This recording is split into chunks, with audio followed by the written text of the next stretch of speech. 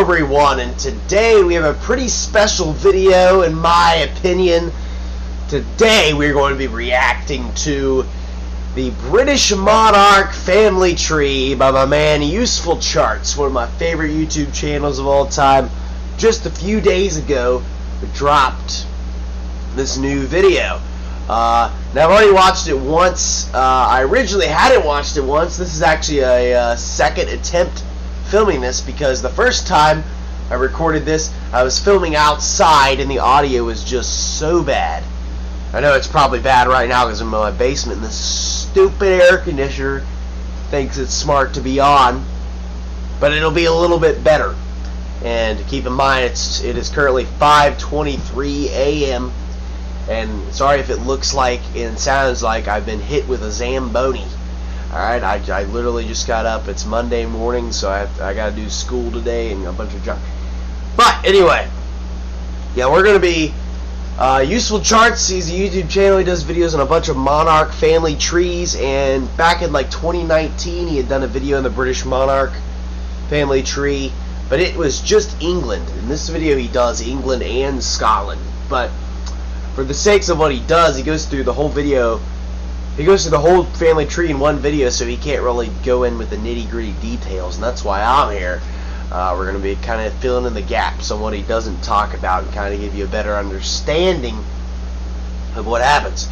So he starts with Alfred the Great in England, and then Kenneth McAlpin in Scotland, and as you know, in 1603 they both will unite to form one kingdom. Now, Useful Charts, I don't know if you guys remember, but I did a video about his Monarch poster way back, like probably about 10 months ago, and he actually commented on that video, which I thought was pretty funny. So yeah, I love Useful Charts. He's a pretty good guy. We're gonna see what this video is all about.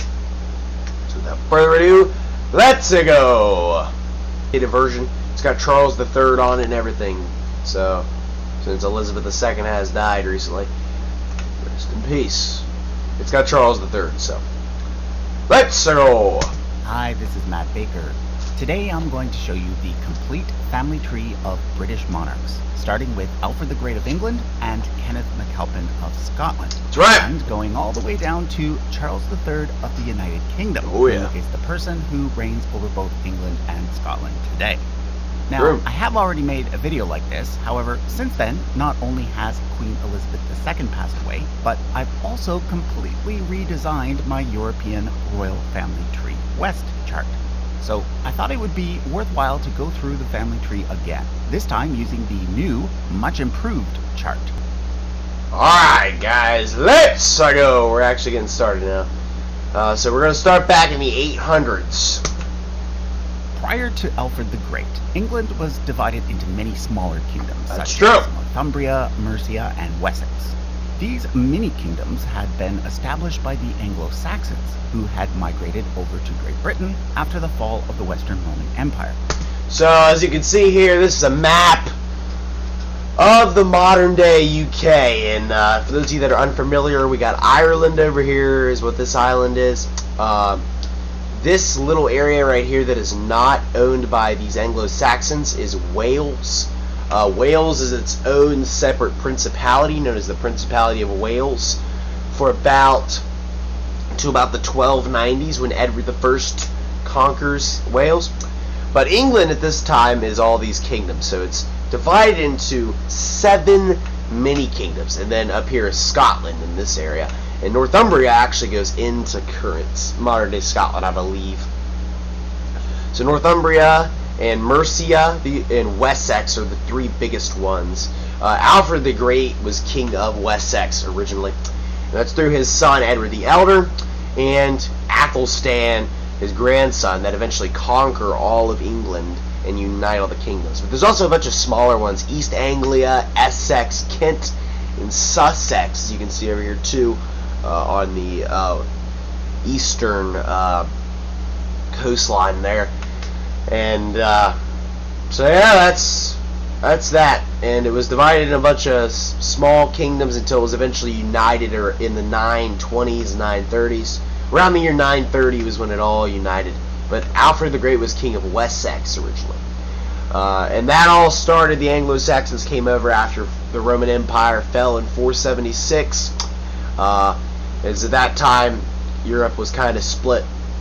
And that's when you get like the kingdom of the Franks arise, and the Byzantine Empire in the east, and some of them moved up here to modern-day England and Scotland. If you're interested in seeing the family tree of these earlier Anglo-Saxon kings, we've got a separate video on that. So these are all the really old ones. He's got videos on them.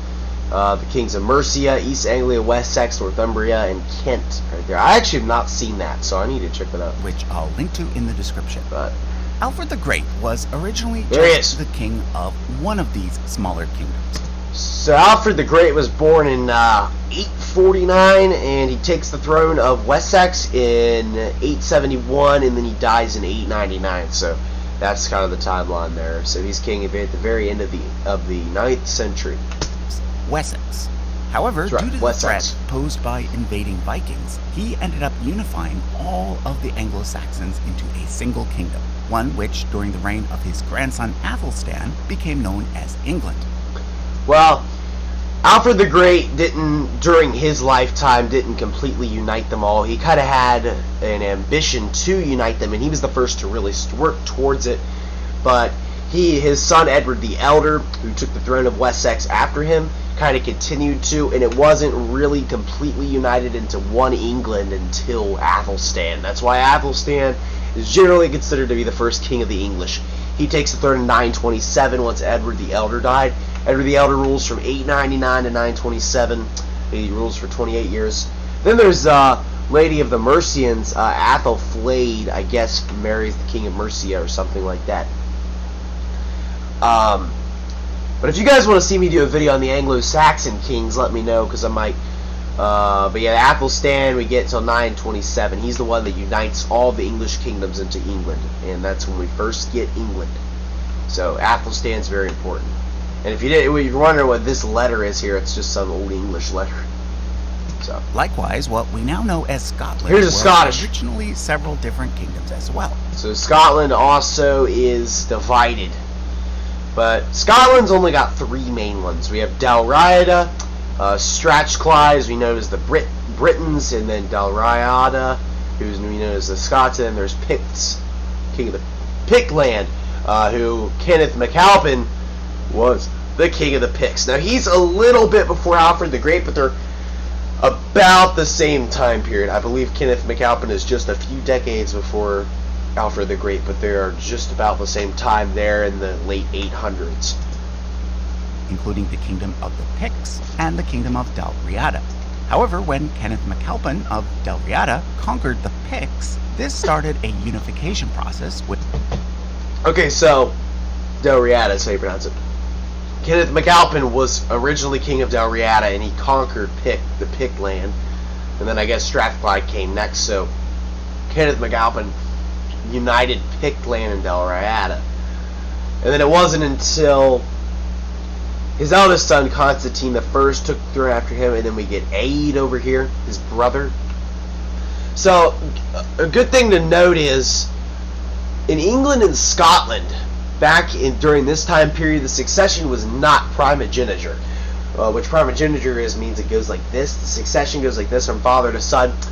Well, back then, the succession actually went like this, horizontally. So after Constantine I, you get Aed, king of the Picts, and then Donald III, and then Constantine II.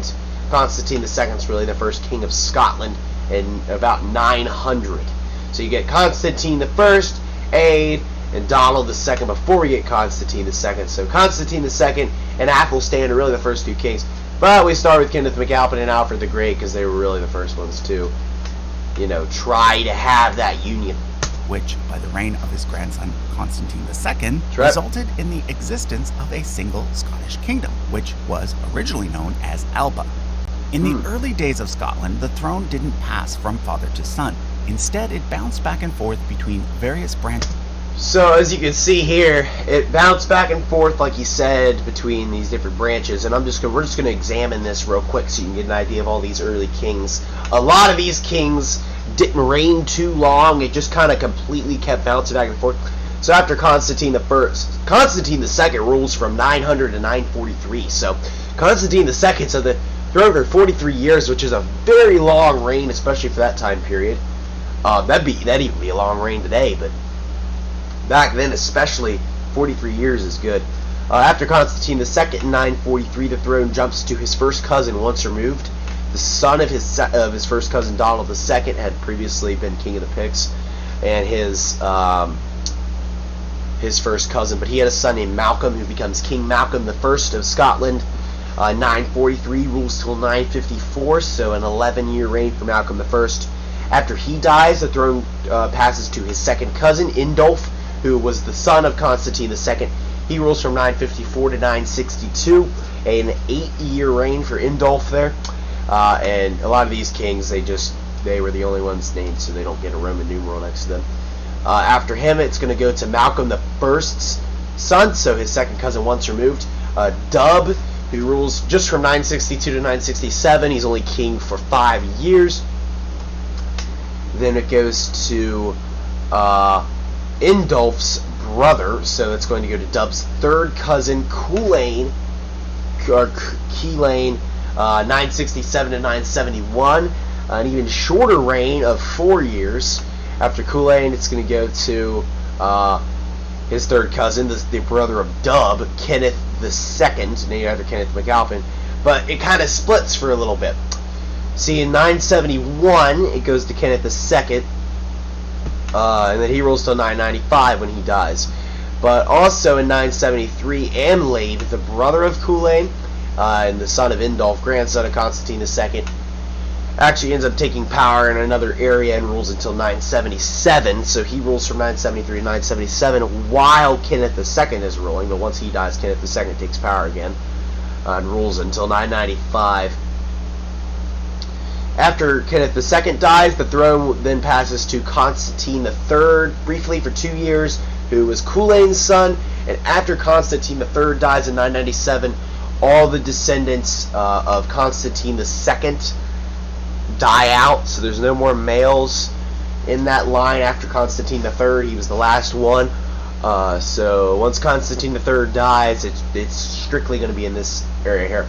But they're also Constantine I's descendants and Donald II, so the descendants of Malcolm I, really, their male line is going to die out. So then it's going to have to pass through a female. That's how we get the House of Dunkeld. But anyway, after Constantine III, it's going to go over to Dub's son, Kenneth III. He rules from 997 to 1005. Again, a pretty short reign of only 8 years.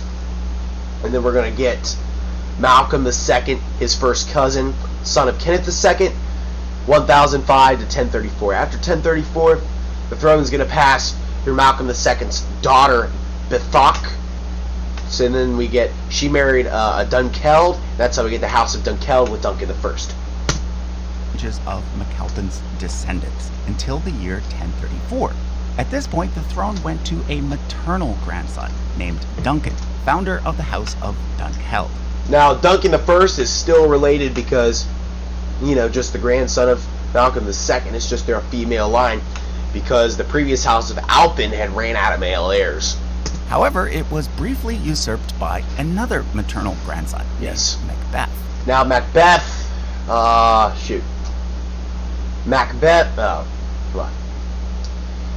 So Macbeth was the first cousin of Duncan I, and so Donalda and Bethok were brother or sisters, both daughters of Malcolm II. So Macbeth and Duncan I were both grandchildren of Malcolm II, the previous king of Scotland. But Duncan I succeeds Malcolm II in 1034. In 1040, Macbeth comes in and kills Duncan I and takes the throne for himself. That was the first conquest, really, in Britain, at least up to this point. I can't hear because I don't know what's going on. I muted it. That was what it was. Okay. Yeah, the famous Shakespeare play Macbeth was based on this event. Another maternal grandson named Macbeth, which, as you might have guessed, is the event that the famous Shakespeare play is based upon, albeit very loosely. So it's kind of loosely based upon it. Fun fact, I'm actually in school right now. I'm actually reading Shakespeare's Macbeth right now. in English class. So I thought that was pretty cool that they released this video right as we're doing that. They released this on Friday, but I did a reaction video on Friday, but I didn't. I'm redoing it now because it wasn't good. Macbeth is not from the house of Dunkeld. He's from the house of Beth, I guess if you would call it. But there were only 2 kings from that house because he does take out Duncan I in 1040. That's the year he does it. But it's actually based on a real historic event. Macbeth was pretty cool. I like him. Let's now move over to... keep in mind briefly, because he's not going to get over it for long. Shakespeare play because he's is going to go back up to England now. Very loosely. Let's now... Macbeth marries Gruach, Lady Macbeth, and they have a son named Lulach. So once Macbeth dies, he rules from 1040 to 1057. Lulach becomes king until 1058, and then the son, and it goes back to the house of Dunkeld, because Duncan I's eldest son, Malcolm III, usurps that throne from Lulach and becomes king again, establishing the house of Dunkeld back on the throne with Malcolm III. He rules from 1058 to 1093. So on the throne for a great 86 or 85 years. Very nice. Move over to England. The first king of the English, Athelstan, was followed by 2 of his younger brothers, and then by 2 of his nephews. So as you can see there, the succession went pretty similar in England to how it had in Scotland back during the 900s. If you remember back in the 900s in Scotland, the succession went like this. Same is the case with England. Athelstan dies in 939. He has no kids though, so it would have passed to her brother anyway, but it goes to his brother Edmund I. He rules from 939 to 946.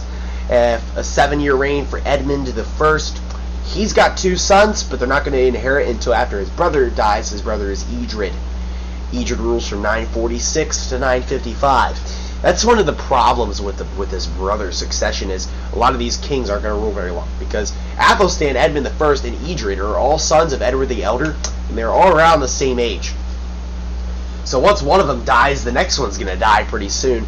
But since it's the 900s, you never know when anybody's going to die. But after Edred dies, it's then going to go to Edmund I's eldest son, Eadwig, 955 to 959, and then his brother Edgar, who is known as Edgar the Peaceful, from 959 to 975. So he's going to rule for 16 years, but Edgar the Peaceful was the brother of Eadwig, son of Edmund I. That's how you get Edgar the Peaceful.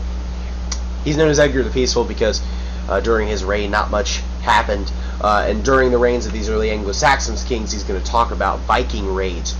Vikings lived in Denmark, the modern-day Scandinavian countries, and for centuries up to this point, especially around the year 1000, 800s, 900s, 1000s, 1100s, all the way through there, Vikings are going to invade England, and eventually Sven Forkbeard, leader of the Danes, ends up conquering England for a short amount of time, and then his son Canute the Great, they will eventually end up conquering England, but a lot of these kings, early Anglo-Saxon kings, have to fight off the Viking raids.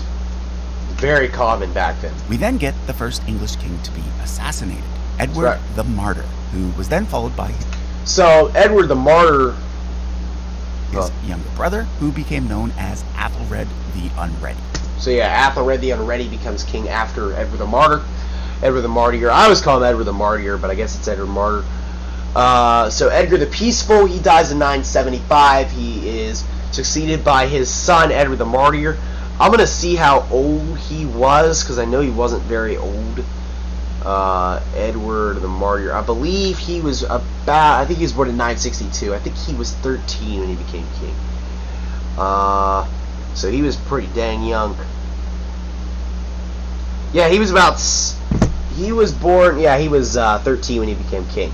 Dies when he's about 16. But Edward the Martyr actually gets murdered, or assassinated, if you will, on the plot of his brother Athelred to take the throne from him. So Edgar the Peaceful dies 975. Edward the Martyr is king from 975 to 978. In 978, Athelred, his brother, and Edward the Martyr is about 16 at this point. Athelred is really young because he's even younger than him. Athelred the Unready, he's about, he was born, he's 10 years old just about, and he plots against his brother, and he rallies up some people, some nobles, to come in and kill Edward the Martyr and his older brother Edward. So they come in. Edward the Martyr is dismounting his horse. Some guys come up, some knights come up and stab him to death, kill him, and his horse bleeds to death. They all die there on the spot. It is very gruesome. And then Athelred the Unready takes the throne. Athelred the Unready was the longest reigning of the Anglo-Saxon kings. He's on the throne from 978 to 1013, before his throne gets usurped by the Danes in 1013. He marries Elfu, I don't know how to pronounce that, and he's got 2 sons, which both will become king. Note, however, that the word unready here meant something closer to poorly advised. You see, during his reign, the nearby Danish king Sven Forkbeard invaded and stole the throne of England in 1013. That's true. 1013, he can't handle the Viking raid. The first successful Viking conquer of England took place in 1013 with Sven Forkbeard. Although Sven Forkbeard is only able to hold power for a year, because in 1014 Sven Forkbeard dies with not a very good hold on power. So the throne's going to go back to the Anglo-Saxons, and Athelred the Unready is going to reign until he dies in 1016, and then it passes to his son Edmund II, or Edmund Ironside, and then it doesn't go well from there. And please keep in mind, though, we'll talk about this here in a second. But then Sven died, allowing Athelred to get his throne back, but not for long, because then Athelred died too. At this point, the throne passed to Athelred's eldest son, Edmund Ironside. Yep. However, once again, the Danes invaded. This time... Funny story with Edmund Ironside. So, I don't know how long he was king, but he was not king for a while. He's king from 1016 all the way to 1016. So, he is not king very long. Probably a few months at best. But, basically, he's on the toilet taking a dump, and the Vikings come into the room and stab him to death. Just like with Edward the Martyr, he gets stabbed to death while on the toilet, so even worse. He's pretty famous, he getting killed on the toilet there. He is the first of 2 British monarchs to die on the toilet, and we'll get to that other one later on, with George II. So Edmund II dies while taking a dump. The Vikings invade and kill him on the toilet, and then Sven Forkbeard's son, Canute the Great, ends up ruling for almost 20 years. 19 years, 1016 to 1035, and then I'm led by Sven's son, Canute. There we go. And once again, the Danes were victorious. Edmund Ironside was killed, and Canute became King of England, in addition to being King of Denmark. True. In fact, he went on to become King of Norway as well. So this is the North Sea Empire. That's why he's known as Canute the Great, because he was able to conquer all this land. One of the greatest Danish kings. Typically, when you get the title the Great, you're pretty great.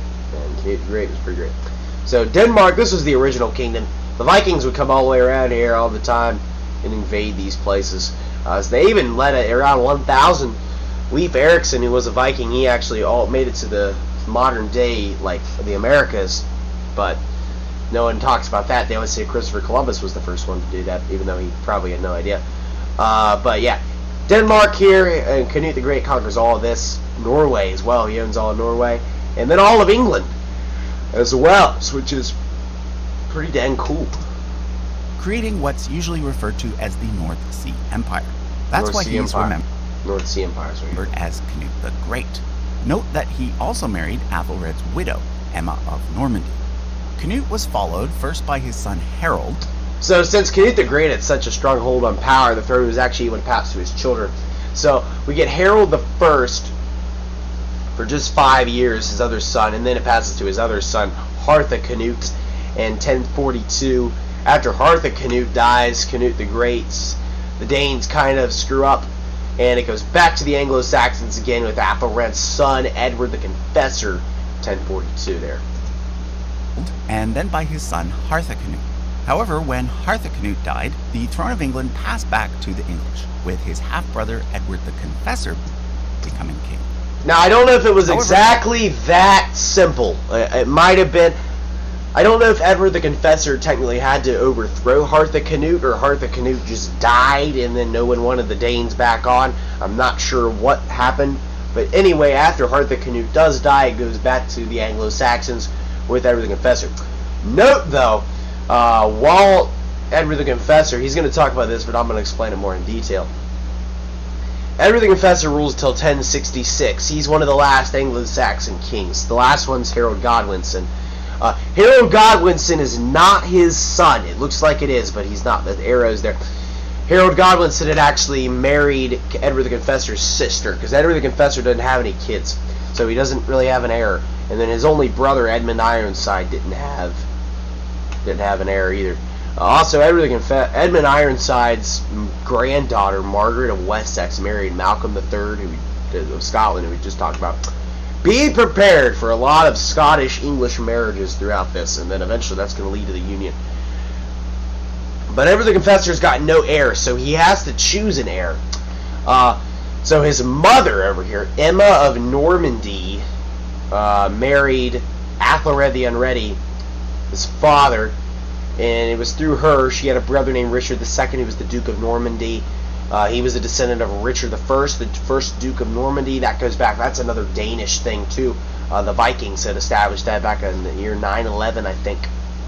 So right before this, with Rollo, the Viking, Richard II. And then you're going to get Robert I, the Duke of Normandy. And then his son, he dies in like 1030 something.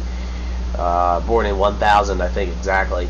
Then he dies in the 1030s, and then William becomes the Duke of Normandy. He's known as William the Bastard because he's kind of banished from there for a while. Normandy's an upper region in France, and then William's going to end up taking a conquest in to take over Harold Godwinson in 1066 at the Battle of Hastings once Edward the Confessor dies. Edward did not have any children, so there were two possibilities for his successor. First, there was his brother-in-law, Harold. Harold was the son of a man named Godwin, who had been the most powerful English noble during the reign of Canute the Great.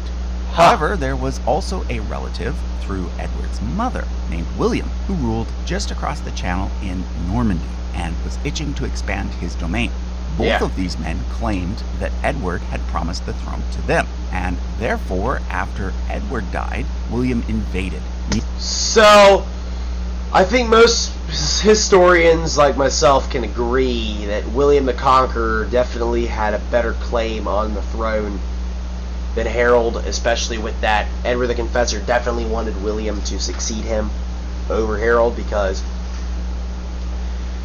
Edward the Confessor, back in the 1050s, way back, like 10 years before his death, had written a letter to William the Conqueror stating that, upon my death, you will inherit my throne.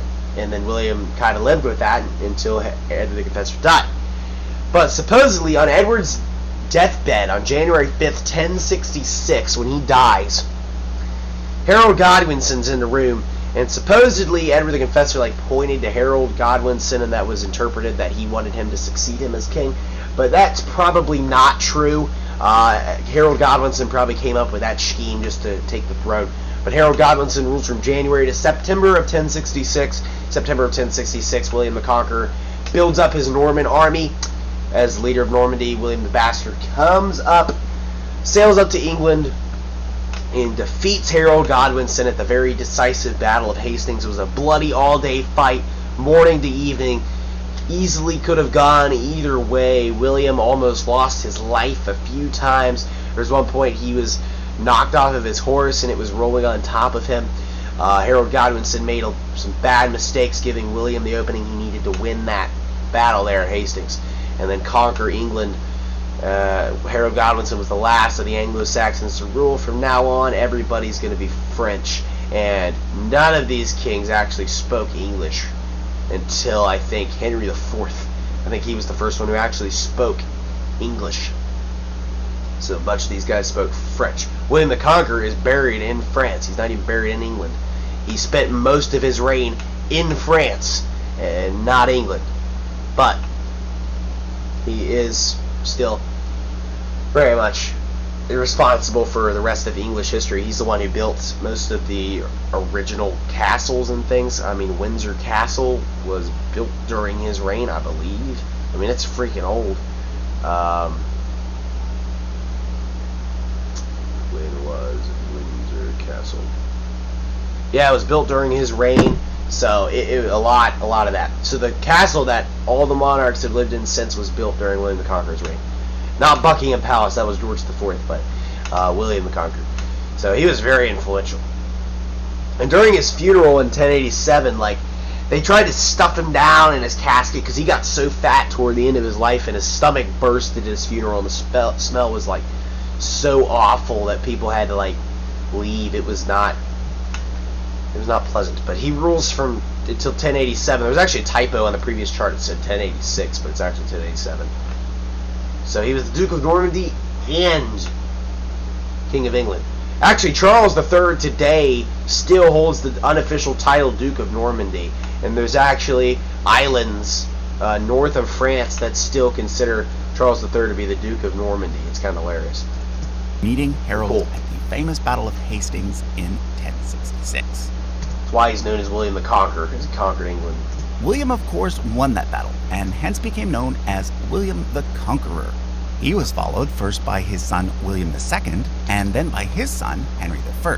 So William II, his eldest son, is not his eldest son. He's actually the second son of William the Conqueror.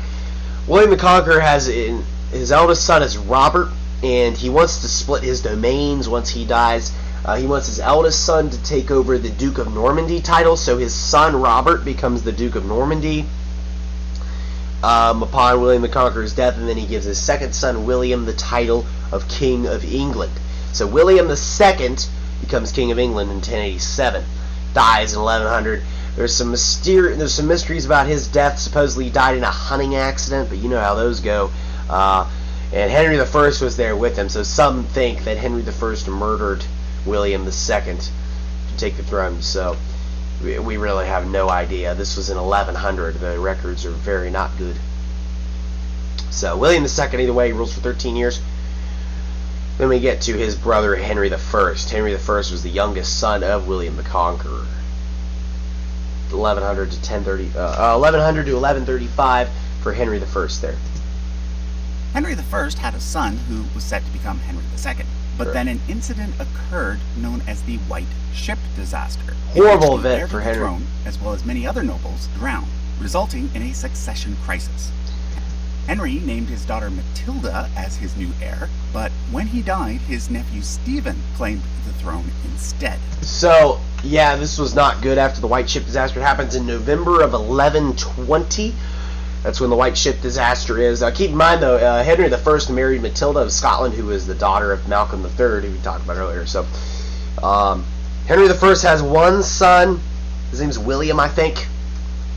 And he dies in the White Ship Disaster. They're having this, basically, it's so stupid. They're in the middle of the English Channel near France, and they're having a drunken party on a ship, and no one's paying attention. They hit some rocks in a storm or something like that. Everybody's killed. There's one survivor, I think, but Henry I loses his son and heir, and he was so destroyed after that event that it was said that for the next 15 years of his life he never smiled again. So Henry I was said that he never smiled again after his son was killed in that ship disaster. So he names his daughter Matilda, Lady of the English, as queen, but doesn't go well because no one wants a queen. So with men having way more power back in the 1100s, it's going to go to his nephew Stephen, who was actually Stephen was from his father was from the House of Blois. He was also French, but he was also a grandson of William the Conqueror. William the Conqueror's eldest son Adela had married Blois. That's how you get Stephen there. So then there's Stephen and Matilda are at a civil war between 1135 and 1154 until Stephen actually dies. Matilda had previously been Holy Roman Empress as the wife of Emperor Henry V. Now, if you saw my Holy Roman Empire, my Holy Roman Emperor's line of succession, I talked about Heinrich V. He was king from 1105 to 1125. They bring Matilda in when she's about 8 years old. I can't remember how old she is. She might be 11. She's like between 8 and 11 years old, and they bring her in to get married to Heinrich V. Although Heinrich V dies pretty young, Matilda's still very young. She's still like a teenager, so she's known as Empress Matilda most of her life. Then she remarries Geoffrey Plantagenet. That's how you get the House of Plantagenet. So she does marry Heinrich V briefly until he dies, and then she goes back to England. But she was married to the Holy Roman Emperor Heinrich V. He was the last one in this line, anyway. This is why she is often referred to as Empress Matilda. Yeah, he was much older than her, too. It was kind of weird. I swear I'm telling you, she was probably about 8 years old. She was born in 1102, so she was definitely... No, I think she was 23 when he died, but when they first got married, she was way younger.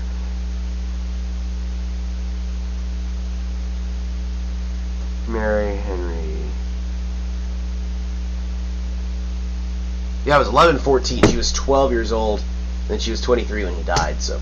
However, after her first husband died, she married Geoffrey Plantagenet, the Count of Anjou, in France. At this point, England entered a period... Then by 8 years later, they had Henry II as her son in 1133. known as the Anarchy. Geoffrey Plantagenet was the Count of Anjou.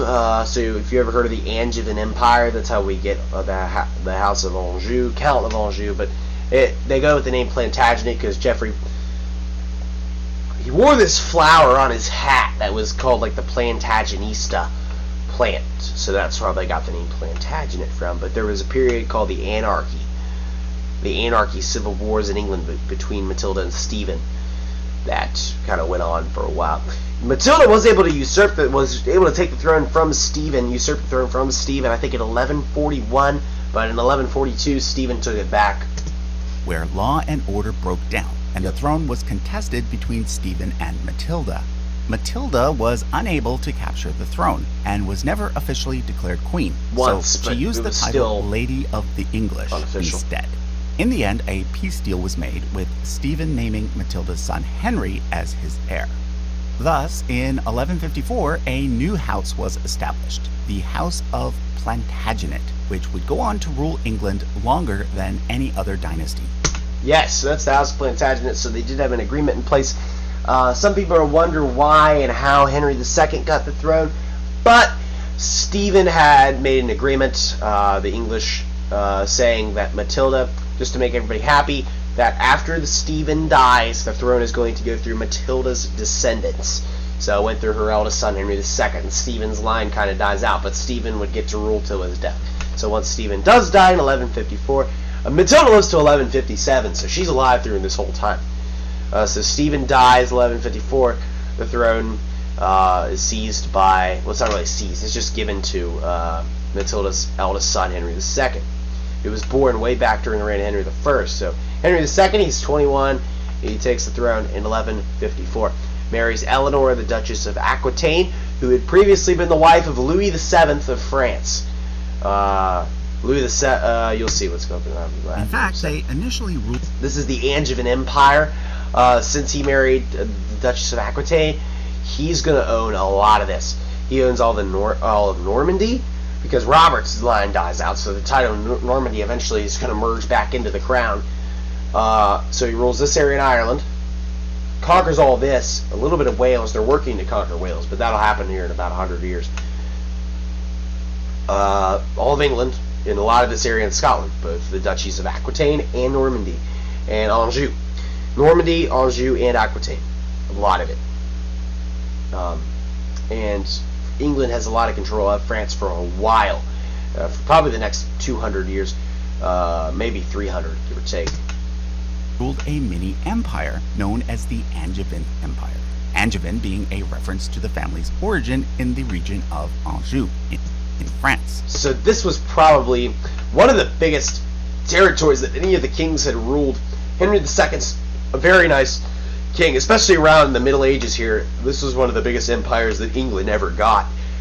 Definitely until the 1800s, this was probably the most territory that England had ever ruled, and probably ever will rule. Until the stages of the 100 Years' War for a very brief period with Henry V. The reasons why the Plantagenets were able to control so much of France during this period was that Henry II married Eleanor, the reigning Duchess of Aquitaine, and former wife of King Louis VII of France. Eleanor of Aquitaine is... So it was a pretty famous... Louis VII had about... He was king of France from 1137 to 1180, so the same period as Henry II. Louis VII famously divorced Eleanor of Aquitaine, one of the first divorces in history. And Louis VII, of course, he was Roman Catholic, and divorcing was very uncommon. Louis VII had about 7 wives, but not 7 wives. Louis VII had about 4 wives. Eleanor of Aquitaine did not marry or did not have any kids with him. His son Philippe II was from a different wife, Adela. But Eleanor of Aquitaine, she's married to Louis VII for a while, and then she remarries, and then marries Henry II. So imagine being Eleanor. She made some good marriage. She married to the King of France, then divorces, marries the King of England. That is quite something. It's generally considered to have been one. Louis VII looks. They use like the old paintings. I kind of like that. There's Louis VII. He looks pretty cool there. Of the most powerful women in the history of medieval Europe, which is why she is highlighted in a special way on this chart. During the reign of Henry II, England also managed to conquer much of Ireland. Therefore, it is from this point forward that the kings of England also held the title Lord of Ireland. However, so the Lord of Ireland, it wasn't until I don't think Henry VIII when they actually became the kings of Ireland. Ireland still had its monarchy going on until about the early 1500s, and that's when Henry VIII conquers Ireland. There are several kings that try to conquer Ireland throughout, like Richard II, I know he tries. And then I'm sure like Henry V and Edward III and people like this probably do too. Keep in mind that their control was not complete, and there were still several independent Irish kingdoms that lasted for many centuries beyond this point. Yes. Now, before I move on, I want to point out that the thing about Ireland too, the rule kind of jumped all over the place because Ireland was constantly, England and Ireland were constantly at war for about 400 years after this. And like I said, Henry VIII was the first one to really completely control it all, and all the expeditions kind of failed. I know for a fact Richard II tried to do all that, and then all these guys, but yeah, the control was not complete in Ireland. They were just the lord, not the king. Plantagenets not only had a maternal link to the Normans, but also to the earlier Anglo-Saxon kings. Sure. Remember Edmund Ironside, who died following the invasion of Canute the Great? Well, yes. He had a son named Edward, who went into exile, and that son had... So that son Edward, back in 1016, Edmund Ironside, once he gets killed on the toilet, Edward goes into exile, and then he is able to have a daughter who then marries Malcolm III. So maybe he goes to Scotland, I don't really know. But Henry II, in the House of Plantagenet, he's descended from 3 people important, like Malcolm III, so therefore Kenneth McAlpin, he's descended from the Scottish monarchs, also descended from Edmund Ironside, so then you can go up to Alfred the Great, and he's also descended from William the Conqueror. Very important there, with Henry II. A daughter who married the King of Scotland.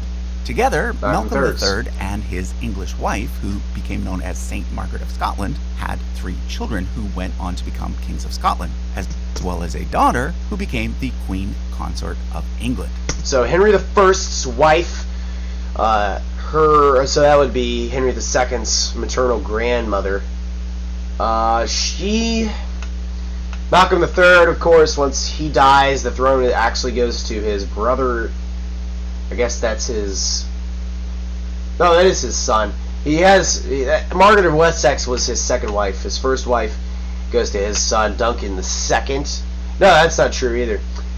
It goes Malcolm III, then it goes to his brother Donald III from 1093 to 1097. Well, during that period, it's Duncan II for very briefly. Once Donald III dies, it's going to go to Malcolm III's eldest son, Edgar, I guess, or I don't even know if that's his eldest son, but it goes to his son Edgar, 1097 to 1107. He dies without kids. Then we get Alexander the First, 1107 to 1124, 17 years, and then we get David the First. David the First it's going to go through his line now, 1124 to 1153 with David the First. Then his son was the Earl of Northumbria, which is pretty interesting there. That's still all House of Dunkeld in Scotland, so we have the House of Dunkeld in Scotland and the House of Plantagenet in England. As the wife of Henry I. Therefore, Henry II was a direct descendant of Edmund Ironside, which provides the genealogical link between Alfred the Great and every other English monarch from this point forward. Because every single king of England from this point forward is a descendant of Henry II. I'm actually a descendant of Henry II, so yeah, that's pretty cool. I'm actually a descendant of Henry VII, so way down there. The most recent monarch that I've found that I'm a descendant of is James V of Scotland, which he was born in 1512. Okay, so in England, Henry II was followed by his son, Richard the Lionheart, famous for his participation in the Third Crusade. At the same time, the King of Scotland was William the Lion. So let's check out the succession here. During the 1100s of this period, there was a lot of what we call Crusader kings in England and in Europe. David I, his son, the Earl of Northumbria, dies before him, so it's going to go straight to his grandson, Malcolm IV. Malcolm IV is king from 1153 to 1165. 1165 is going to go to his younger brother, William the Lion. William the Lion becomes king in 1165. He rules all the way to 1214. He's king for 48 years, very long. He was the second son of Henry, the Earl of Northumbria. And he's got a third son named David, the Earl of Huntingdon, who the line eventually ends up going through him in 1292. But William the Lion and Richard the Lionheart, Richard the First, as he's known as. Before this, though, Henry II kind of wanted to have a joint ruler, so that way he could kind of be a good king and not control everything. But it kind of ended up failing for him. He had an eldest son known as Henry the Young King. Henry the Young King dies in, I think, 1185. And all of Henry II's sons actually at one point end up plotting against him and try to take him over. So that was not good. But Henry the Young King, his eldest son, dies. So then Richard was actually his second son, just like William the Lion. He becomes king in 1189. When Henry II dies, he rules till 1199. And then in France at this point, we have Louis VIII, who's known as Louis the Lion. Louis the Lion, Richard the Lionheart, William the Lion. And there was even Henry the Lion in the Holy Roman Empire. At this point, he wasn't king, but he was just somebody else. Henry, he was Bavarian. But he was a German guy. But anyway, Richard the Lionheart, Richard I, he's king for 10 years. He participates in the Crusades. So does William the Lion. Louis VIII was the heir to the throne of France. Philippe II was still ruling at that point, so he was the Dauphin, if you call it that, heir to the throne, even though it wasn't really an official title back then, I don't think. But yeah, Richard I and William the Lion. Richard I, king until 1199, William the Lion until 1214. It is with these two popular kings that the two symbols of Scottish and English royalty originate. William's single red lion on gold becoming the coat of arms of Scotland. That's the symbol of William the Lion. So if you've ever seen the coat of arms of Scotland, William the Lion was how you got that. And Richard's 3 gold lions on red becoming the coat of arms of England. That was the English coat of arms until 1328. During Edward III's reign, Edward III changed that to add the fleur-de-lis once he claims the throne of France, which you'll see how that happens. So the lion comes from William the Lion, and this lion comes from Richard the Lionheart, or Richard I, and he's William I of Scotland, and then Richard I of England.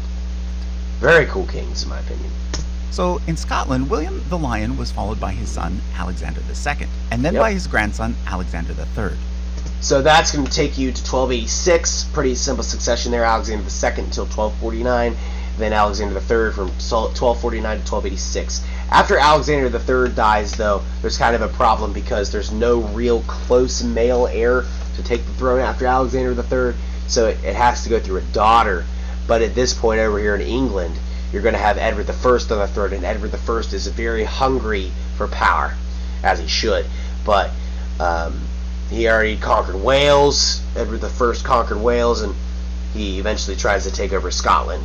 Because once Alexander III's dead, Edward I tries to get his hands on Scotland. In England, Richard the Lionheart was first followed by his far less popular younger brother John, and then by John's son Henry III. Nobody did not like King John. Nobody liked King John. King John is mostly remembered for being the villain in the Robin Hood stories. Youngest son of Henry II, so Richard I dies with no kids. He dies, I think he's killed by like a French cook on the castle, launches a crossbow and kills Richard I in that battle. Richard I was so addicted to war. He spent 6 months in England during his entire 10-year reign. He's king for 10 years. He actually only really is king, like sitting there ruling for 6 months during that whole reign. He's just like out fighting during the Crusades, which is, I think, finds pretty funny. And then he dies without kids. So then it goes to his brother John, who then has his 9-year-old son Henry III. John was so unpopular that once he died in 1216, Louis VIII of France, who I just talked about, actually ended up ruling England unofficially for a few months before Henry III, his son, could take it back. And for signing the Magna Carta, which gave his unhappy barons more freedom and ended up becoming one of the most important documents in English law. So great job limiting your own power, John. You can see here that we get well, he was kind of forced to. They probably would have killed him. Another marriage between a Scottish king and an English princess, with Alexander III. What? No. Well, I am about done, actually. I am about done. Marrying Margaret, the daughter of Henry III.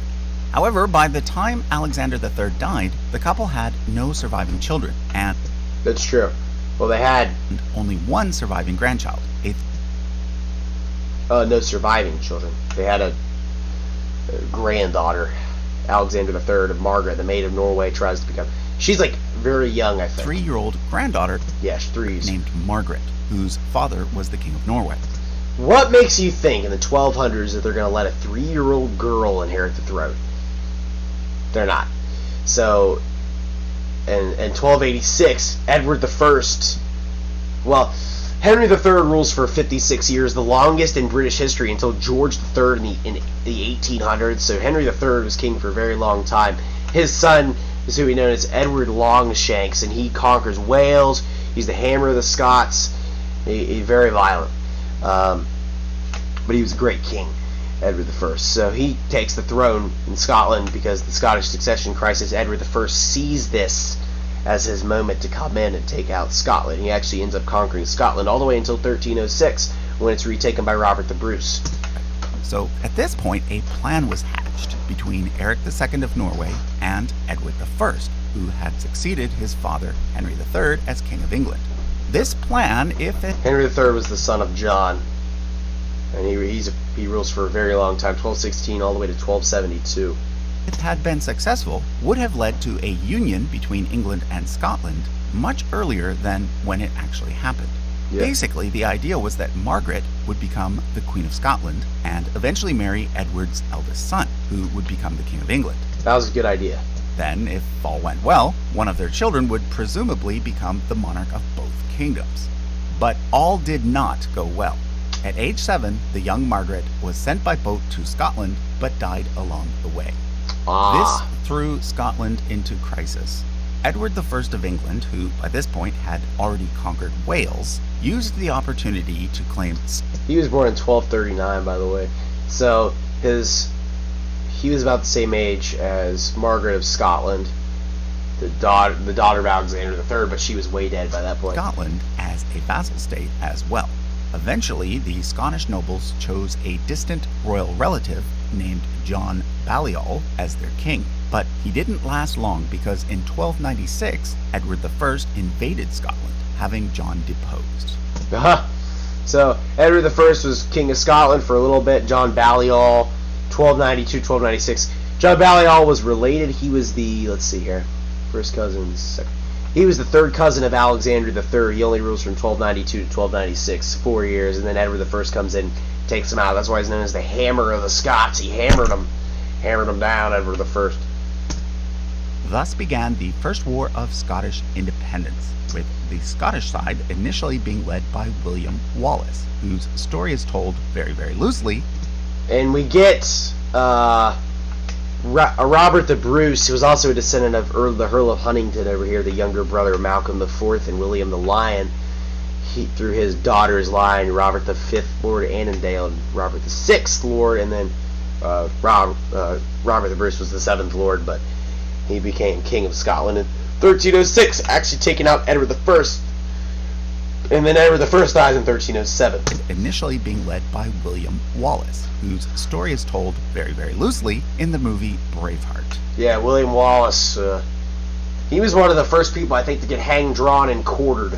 In the end, Scotland was successful, and a distant claimant to the throne named Robert the Bruce became king. There he is, Robert Bruce. Soon thereafter, House of Bruce only had 2 kings, but they lasted a while because David II ruled from 1329 to 1371. Edward I died and was succeeded. Edward I was he was the first king to issue the hanging, drawing, and quartering as a punishment, and he did that to William Wallace. I believe one of the first people to get hanged, drawn, and quartered was the last Welsh Prince of Wales, Ielwyn, or whatever his name was, Ielwain.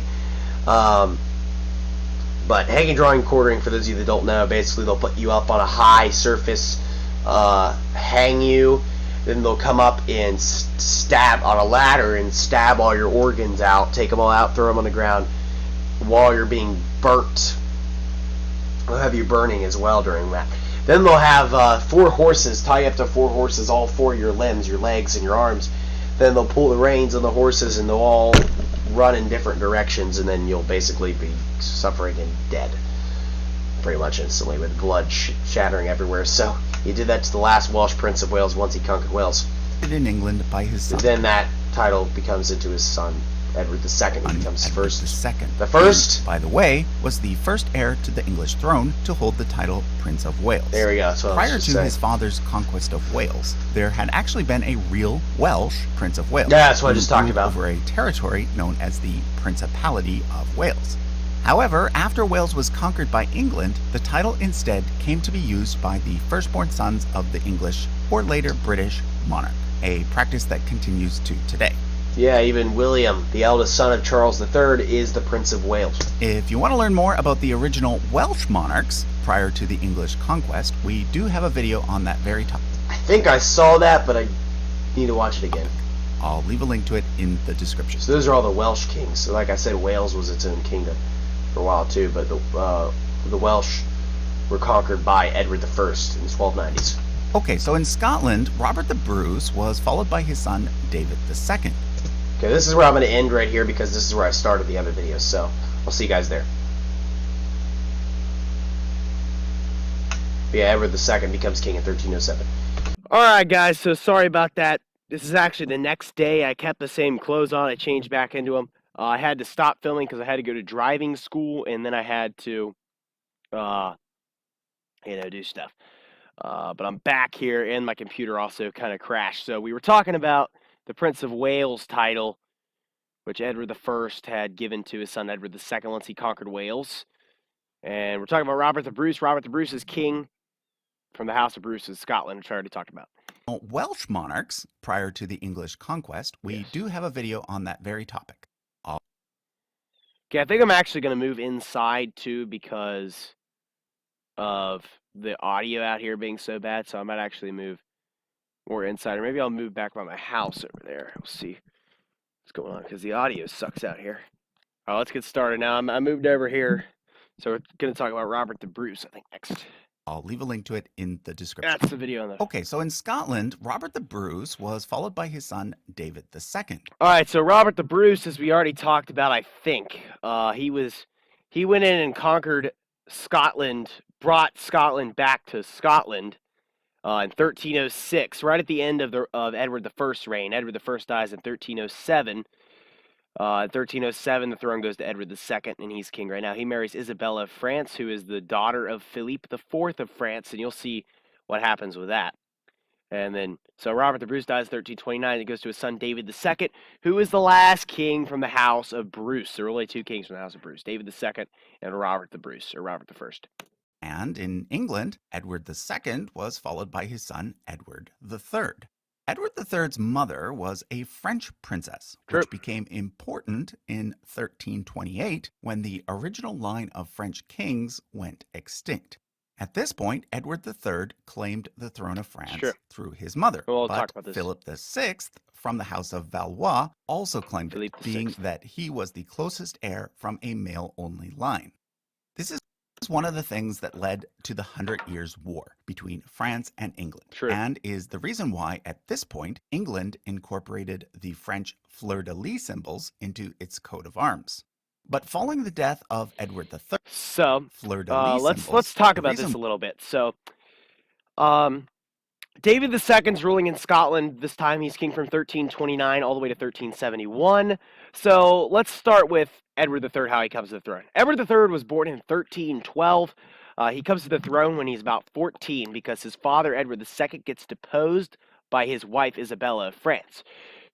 She has a lover named Roger Mortimer, and they both come in and have Edward II deposed.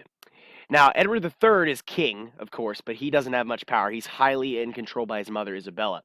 And Edward III does not like Isabella's husband. I guess that was her husband. I don't know if they actually got married or not, but Roger Mortimer. So Edward III goes in one night in 1327. By the way, Edward II didn't live much after his deposition. After he was deposed, he died a few months later. I think he died in September of 1327. But anyhow, Edward III comes in with a few of his friends into the castle, and they capture Roger Mortimer, take him out, and have him executed right there. So then Edward III's like, you know, man, I'm the king. I was the son of Edward II. You don't get to become king. It's my throne. So Edward III took that for himself. He ends up ruling all the way till 1377. And right after he becomes king in 1328, the year after that, over here in France is going through a huge succession crisis, which leads to the 100 Years' War. So you can see here, this is not really about France, but just to give you a little background. We have Philippe IV here. He was king back from 1285 to 1314. His eldest son was Louis X. Louis X dies in his 20s. He has one son named Jean I. Jean I here dies. He lives 5 days, becomes king at 5 months before he's even born. So then it goes to Philippe V. Philippe V doesn't have any sons, so then it goes to his brother Charles IV. Charles IV dies in 1328, and Edward III, being the daughter of Isabella, claims to be the king of France. But a lot of people in France do not want the line to pass through a female branch, and they don't want to unite with England because France and England hate each other. So it ends up going to, there were two claimants. Ends up going to Philippe VI from the House of Valois, who was a much more distant relative. He descends from Philippe III back here through his second son, Charles of Valois, he was dead at the time. I think he died in like 1319 or something like that. So then he goes to the House of Valois with Philippe VI. But Edward III says, there was kind of a dispute in France on how the primogeniture system should go.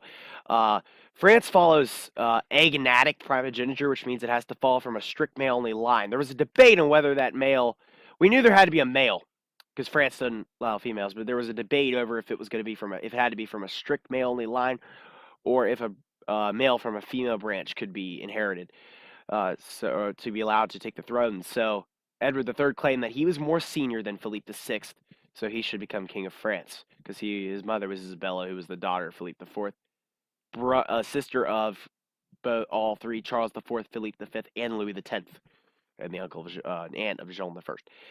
So yeah, it says right here, England claims the throne of France through Edward III's mother.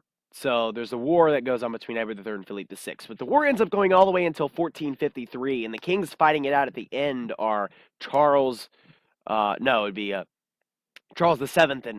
Henry VI of England. So you'll see how that goes. But that's the 100 Years' War. Goes off and on for about 100 years, 116 years. So that's how you get Edward III. He rules till 1377. He's also from the House of Plantagenet, just like all these kings are. Why, at this point, England incorporated the French fleur-de-lis symbols into its coat of arms. They used that all the way until the French Revolution happened and Louis XVI was beheaded. That's when they took away this. I think it was in 1801. George III was the first king to not use the fleur-de-lis. Every monarch between Edward III and George III claimed to be the king of France. They never gave that up.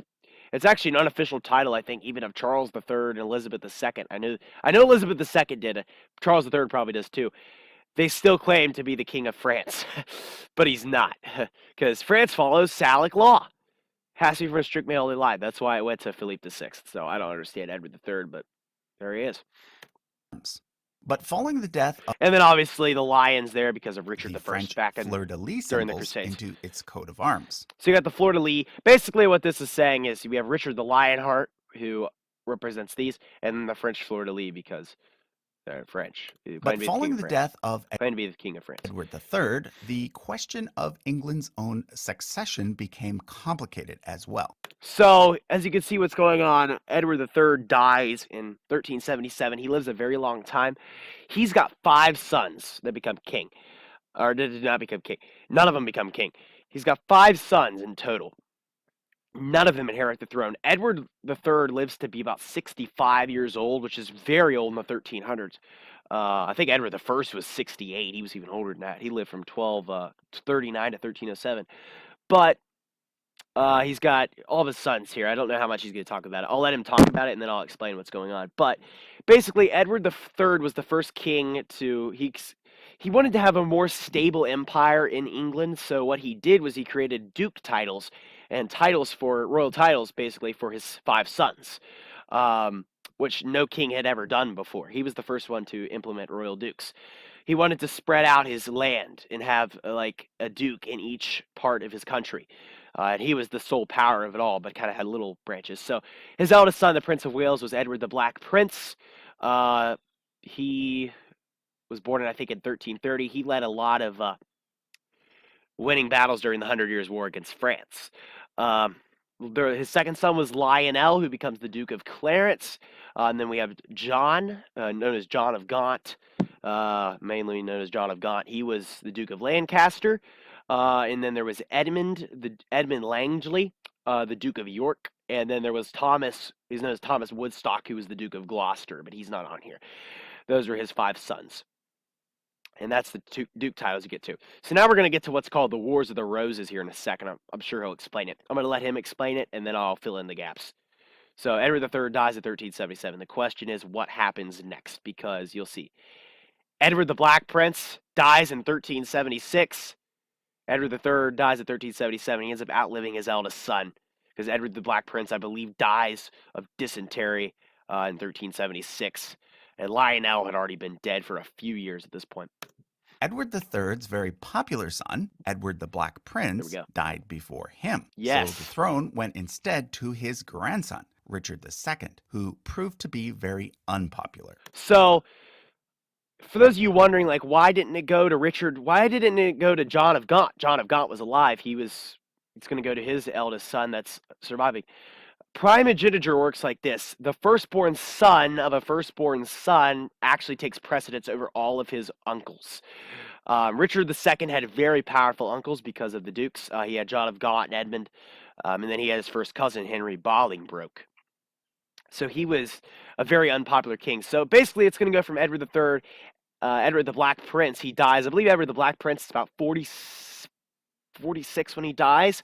He has a 10-year-old son, Richard, who becomes king in 1377. He rules till 1399. 1399, he gets deposed by Henry Bolingbroke. But he was not a popular king, so it went straight to his grandson there. He deals with, like, the peasants' revolt and stuff. People did not like Richard II. Let's continue. So unpopular, in fact, that his cousin, Henry IV, was able to seize the throne from him. Yes. Henry IV was then followed by... Okay, we're moving quickly here. IV was able to seize the throne from fourth. Okay, so him. So that's what happened there. Shoot. That his cousin, Henry IV, was able to seize. So what happens is, Henry IV comes in. It's 1399. Richard II is on an expedition in Ireland, I believe, and Henry IV had just previously inherited the Duke of Lancaster. He becomes the Duke of Lancaster. John of Gaunt passes away in February of 1399, and once he dies, the Duke titles immediately pass to his eldest son. So it passed to Henry IV. He's known as Henry Bolingbroke. He becomes king, or he becomes the Duke of Lancaster. He decides that he's going to go in and take out Richard II and become king for himself. So he rallies up a bunch of nobles, and they all come in. They're like, "You guys, you want to come help me take out Richard II so I can become king?" They're like, "Okay, we don't really like Richard II anyway, and he kind of sucks as king, so we'll help you take him out." So Henry IV goes in, takes him out, Richard II. Now, England, you'll see what happens here. So Henry IV comes in 1399. They have Richard II deposed. He gets shipped to the Tower of London. He dies in February 1400, probably of starvation. I don't think he was executed. I think they just threw him in there and he died of starvation or something like that. So not a good end to Richard II there, but Henry IV was able to take the throne for himself, establishing the new House of Lancaster. But it's not really the House of Lancaster because it's still the Plantagenets. The House of Plantagenets technically still ruling at this point. Henry IV and Richard II are all male line descendants of Henry II, so they're all Plantagenets. But you'll notice a problem with the Lancaster branch. You'll notice it's the Red Rose in the Wars of the Roses. Henry IV is not the most senior descendant after Richard II because Lionel, Duke of Clarence, had a daughter named Philippa. She was an only child. Seeing as she was an only child, she had a son named Roger Mortimer. Not the same Roger Mortimer as up here. This is a different one. Then he had a daughter named Anne, who married Richard, who was the son of Edmund, the Duke of York. Duke of York. So Richard was the Duke of York. That title eventually gets passed to his son, Richard, Duke of York, who will eventually fight against Henry VI in the Wars of the Roses. But stuff goes down with Henry IV here. We're still in 1399. He rules till 1413. The throne from him. Henry IV was then followed by Henry V. Yes. And then by Henry VI. So he kind of glossed over Henry V right here. Henry V becomes king after Henry IV. He only rules for about 9 years. Henry V was one of the greatest kings in English history. He had a lot of expeditions in France and conquered a lot of land during the reign of Charles VI in France, who was a horrible king. The guy that thought he was made out of glass, that guy. And basically, Charles VI bestows the title of King of France onto Henry V, and he almost becomes King of France. Henry V dies August 31st, 1422. Charles VI dies in October 1422. So if Henry V would have lived about a month later, he would have become King of France. The problem was Henry V dies of dysentery. I believe, it's August 31st, 1422, or September 1st, 1422. There's kind of a dispute. And then he's never able to inherit the throne of France because when Charles VI dies in October, Henry V's son, Henry VI, is about 9 months old when he becomes king of England. So they're not going to let a 9-month-old become king of France. So they just let Charles VI's son, Charles VII, become king of France. And Charles VI did not even admit to him being his heir, and he basically gave it to Henry V. They signed off on everything, but with Henry VI being so young, he kind of screwed it all over for Henry V. Had Henry V lived longer, I think England would have won the 100 Years' War. And they practically did win if Henry V wouldn't have died so young. Born in 1386, he wasn't that old. He actually ends up marrying Catherine of Valois, who I believe was... She's somehow related. I don't know exactly who by, but I'll figure that out right now because I can't see on the chart. Wish I could kind of... Okay, 1386. Catherine of Valois was the daughter of Charles VI. So he actually marries Charles VI's daughter. So there we go. And then there's this line here. So let's go here. Henry IV was then followed by Henry V, and then by Henry VI, during whose... Henry V was who I was for Halloween this year, allegedly. reign, the 100 Years' War came to an end, Right. with France emerging victorious and England losing all of its remaining possessions on the continent. Yeah, that they lost all their possessions in France because Charles VII comes in. He's a great king of France. Henry VI is kind of a madman. He goes through bouts of madness during his reign. He's born in December of 1421. His dad dies September of 1422, and he's 9 months old when he becomes king. Basically, grows up with everything handed to him as king. When kings come into power in infancy, typically it's not going to be too great for them, for their rule. And Henry VI eventually gets so mad that he just can't rule sometimes, and it does not go good for the Lancastrian branch here. It kind of comes to an end with Henry VI.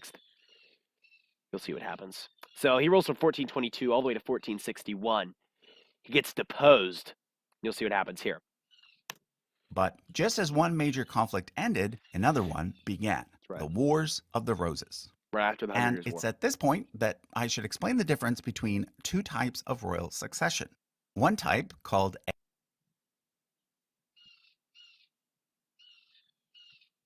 Okay, if we're going to play this game, I'm literally going to have a problem. agnatic primogeniture, requires the throne to pass through male-only go. lines. According These are the primogeniture types. to this system, Henry IV was the next most senior male after Richard II. So, even though he seized the throne early, according to agnatic primogeniture, the succession did end up being correct. True. However, there's another type of succession called male preference primogeniture, which prefers males but allows the throne to pass through females if an heir has no sons. So, according to this system, the throne should have passed through this line instead, being Yeah. that Lionel, Duke of Clarence, was older than John, Duke of Why, I Lancaster, know, yeah. even though Lionel only had a daughter named Philippa. By the year 1455, the true heir to the throne, according to male preference primogeniture, was Richard, Duke of York, not Henry VI from the Lancaster line.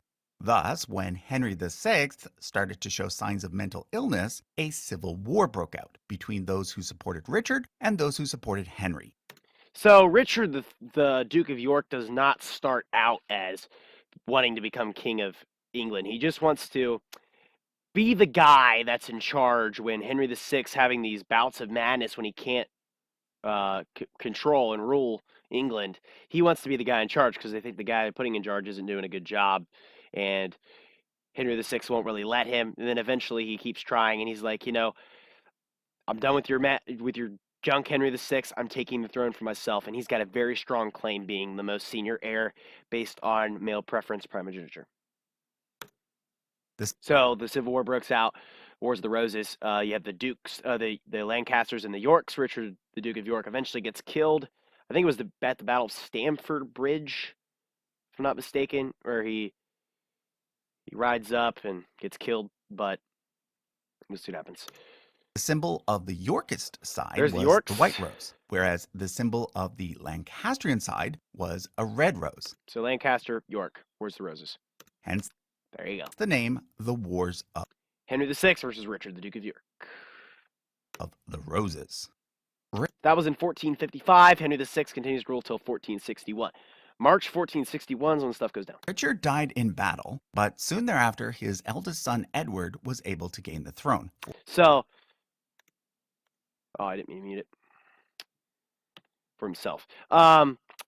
Edward IV, Richard the Duke of York dies, I believe, in 1460, 1459, something like that. Maybe 1461 early.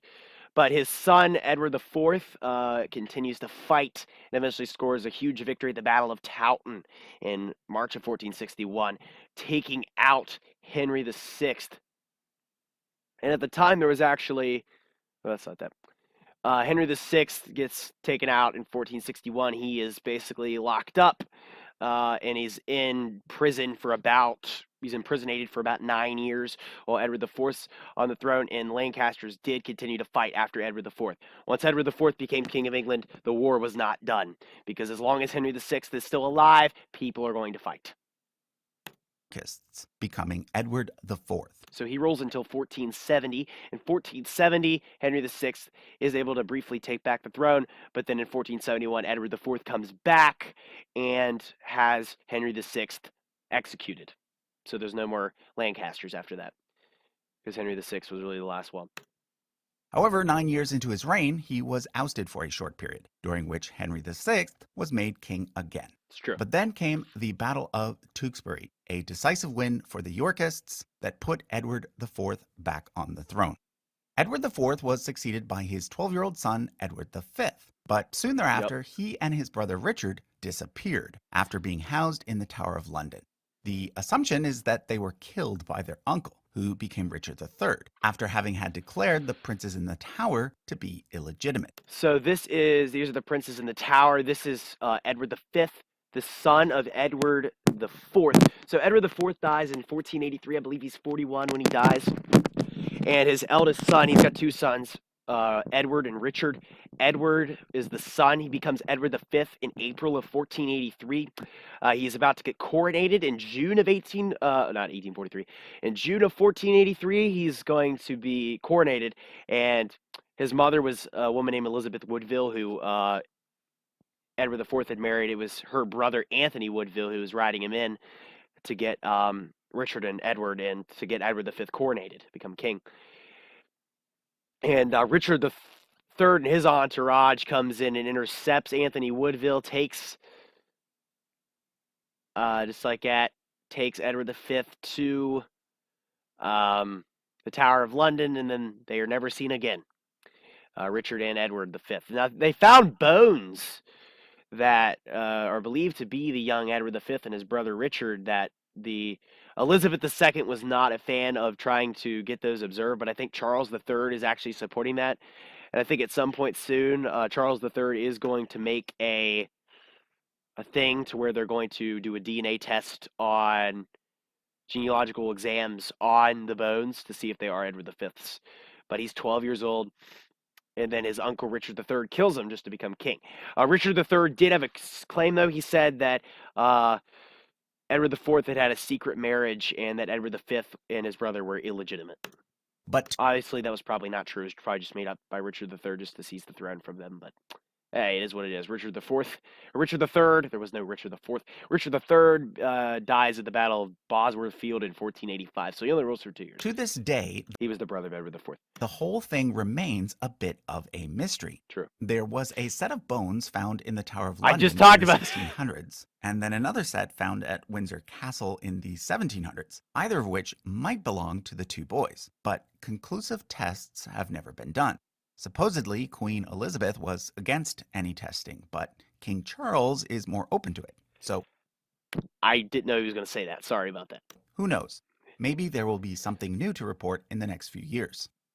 I'm excited for that. I hope Charles III leads an expedition, or not an expedition. I hope Charles III gets those examined. Whatever happened, Richard III didn't reign long anyway, because in 1485, a distant Now, Shakespeare did a play on Richard III. Lancastrian relative named Henry Tudor defeated Richard at the Battle of Bosworth Field. So Richard III is basically the last king from the house of Plantagenet, because the rest are, next up we get the Tudors after Richard III. Now keep in mind, Edward IV had a daughter, Elizabeth of York, who marries this guy over here.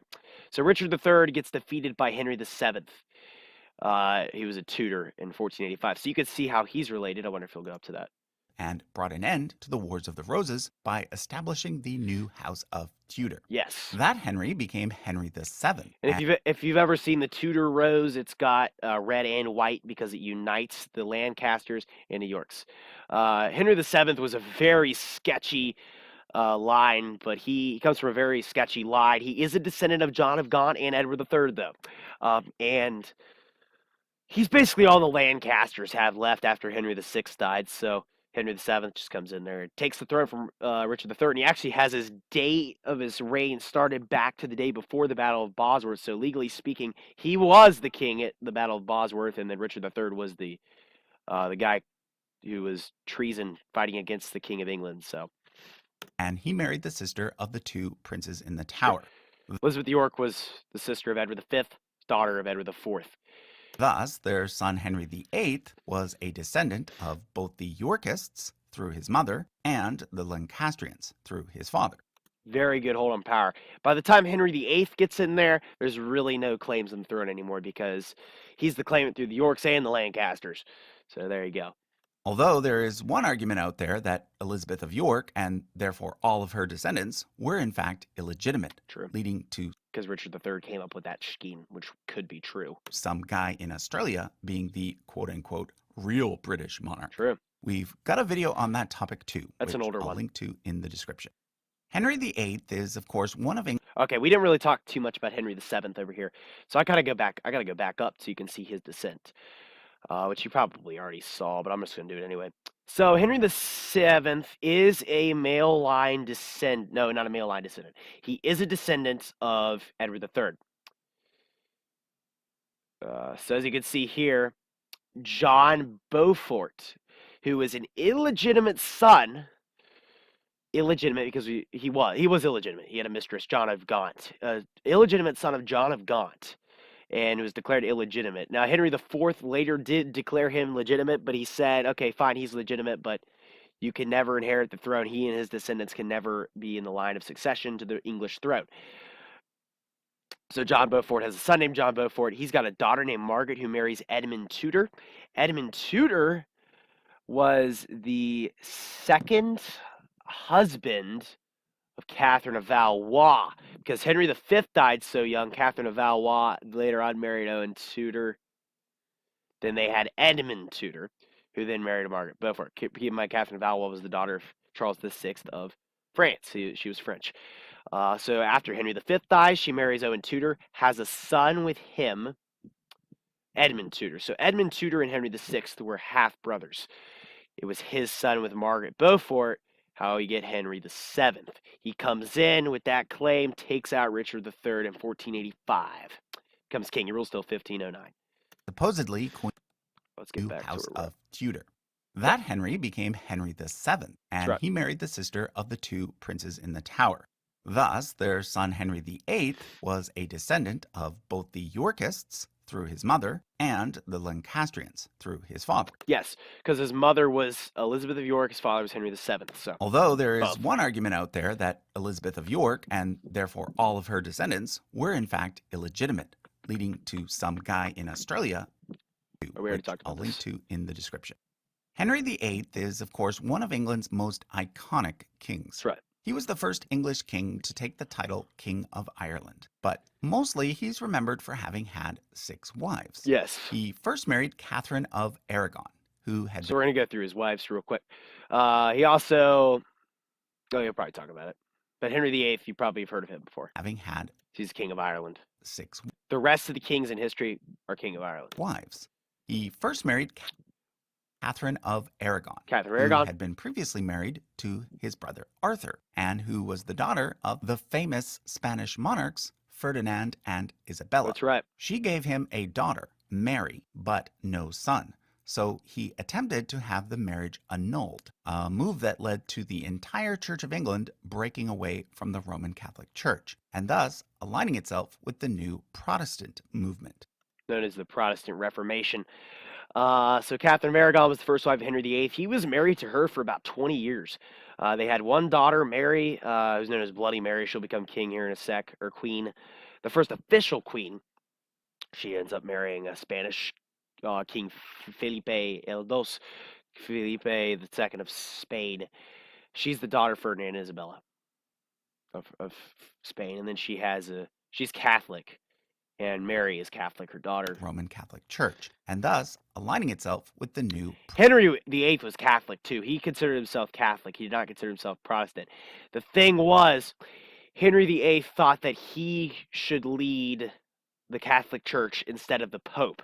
But the Pope is the leader of the Catholic Church. So Henry VIII establishes the Church of England, which the king was head of. Henry VIII, people will tell you Henry VIII was Protestant, but he was not. He was actually a strongly Catholic king. His son, Edward VI, was Protestant. He was technically the first Protestant king, and Elizabeth I was too. But he was actually Catholic. He just wanted to be the head of the Catholic Church when he disagreed with the Pope. His Pope at the time was Clement VII. Disagreed with him, Pope's head of the Catholic Church, so Henry VIII establishes the Church of England during the Reformation.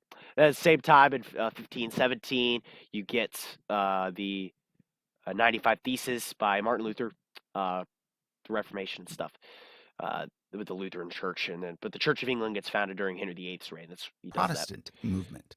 He then married Anne Boleyn and had Elizabeth, but after a few short years, he decided to have her beheaded on charges of infidelity and treason. So what happened was Catherine of Aragon, they were married for a long time, had a lot of stillborn children. She could not produce him a son, so after a while he got sick of her and decided to get rid of her. He put his daughter Mary also in exile with Catherine of Aragon. So Mary was not really with Henry VIII for the rest of his life because he wanted a son to take after him and not a daughter. So then he marries Anne Boleyn because he thought she was way more attractive than Catherine of Aragon, who was getting old at this point. Anne Boleyn was nice and young. Catherine of Aragon was more of his older brother's age. Henry VIII had an older brother named Arthur who passed away before Henry VII died. But yeah, Anne Boleyn, she said, "I promise, Henry, I will give you a son." So she gives birth to a daughter in 1533, the year they marry. A few years later, Henry VIII decides, okay, you lied to me. It's your fault I don't have a son, even though he's the one that it's not really anybody's fault, but he blames it on her for not having a son, and he gets Elizabeth. So then he beheads Anne Boleyn in 1530-something. So imagine being Elizabeth I, having to live the rest of your life knowing that your father beheaded your mother because you weren't because you were a girl and he wanted a boy. But Elizabeth's still alive. He's not going to do anything to her, but Anne Boleyn gets the... Oh, but I didn't mean to do that. I mean to mute it. All right, here we go. And then here we go. Married Anne Boleyn and had Elizabeth, but after a few short years, he decided to have her beheaded on charges of infidelity and treason. So rip Anne Boleyn. His third wife was Jane Seymour, who finally bore him his desired son. This was the main wife that he had. So this was his favorite wife. He died after Anne Boleyn's executed. He marries Jane Seymour, who's the one he's buried with because she was the one to produce him a son, which was anything that any of his 6 wives could do for him. But shortly after giving birth to Edward VI, who becomes Henry VIII's heir, Jane Seymour dies shortly after giving birth in childbirth. She doesn't die in childbirth. She dies a few days later. So Henry VIII does not have a wife. So he tries to get another wife after that, but died in the process. That's right. After that, he married Anne of Cleves, but then had that marriage annulled. He's married to Anne of Cleves for a few months. He says she's ugly as heck. Says she looks like a horse or something. He does not like Anne of Cleves. So Anna of Cleves, she was German. So he divorces her. Like he wouldn't even sleep in bed with her or something like that. So then he marries Catherine Parr. Who is it? Catherine Howard. Then came Catherine Howard, who he eventually had beheaded. He beheaded Catherine Howard because she was cheating on him with another guy. So he beheaded both him and Catherine Howard. And then finally, Catherine Parr, who managed to outlive him. So, Catherine Parr luckily managed to outlive him. He eventually had beheaded. And then finally, Catherine Parr. Catherine Parr, Henry VIII probably actually enjoyed her company because he was married to Catherine Parr longer than any other wife except for Catherine of Aragon, obviously. So I don't think he minded Catherine Parr too much. But still, he got married with, who was it? He got buried with Jane Seymour because that was the one that gave him a son. He already had his son by this point, but Catherine Parr was queen when Henry VIII died, and Henry VIII had a really bad jousting accident, I believe, around 1530s, maybe around 1540, and his leg just smelt so bad for the rest of his life, and so she was there at his deathbed and stuff. Henry VIII dies in 1547. Managed to outlive him. Things became complicated after the death of Henry VIII, because while his beloved son did succeed him for a while as Edward VI, that son then died at age 15. Yes. He named his cousin Lady Jane. Grey as his heir. But so let's explain this real quick. So Henry VIII, he writes a will and testament saying that how the succession he wants it to play out, because he does not want the throne to go to Catholics, not because they're Catholic, because they won't rule over the Church of England, which he wants. Mary I, his daughter, his eldest daughter that he had with Catherine of Aragon, was Catholic. He did not want her inheriting the throne, or Elizabeth. He didn't want his daughters inheriting the throne. So what he said was, upon the death of my son, Edward VI, through his descendants, which Edward VI didn't have any descendants because he died when he was 15. He rules from 1547 to 1553. Takes the throne when he's about 10, dies at age 15. He's king for about 6 years. Actually, I think he was 9 when he became king. Died when he was 15. I think he had tuberculosis, I believe, is what he died from.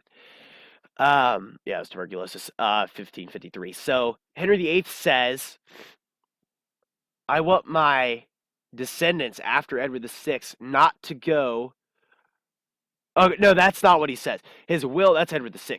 Henry VIII's will, he wants it to go through all of his children, and after his children die off, if they die off without heirs, which they did, he wants the line to go through his younger sister Mary, as opposed to his older sister Margaret, because Margaret had married James IV of Scotland.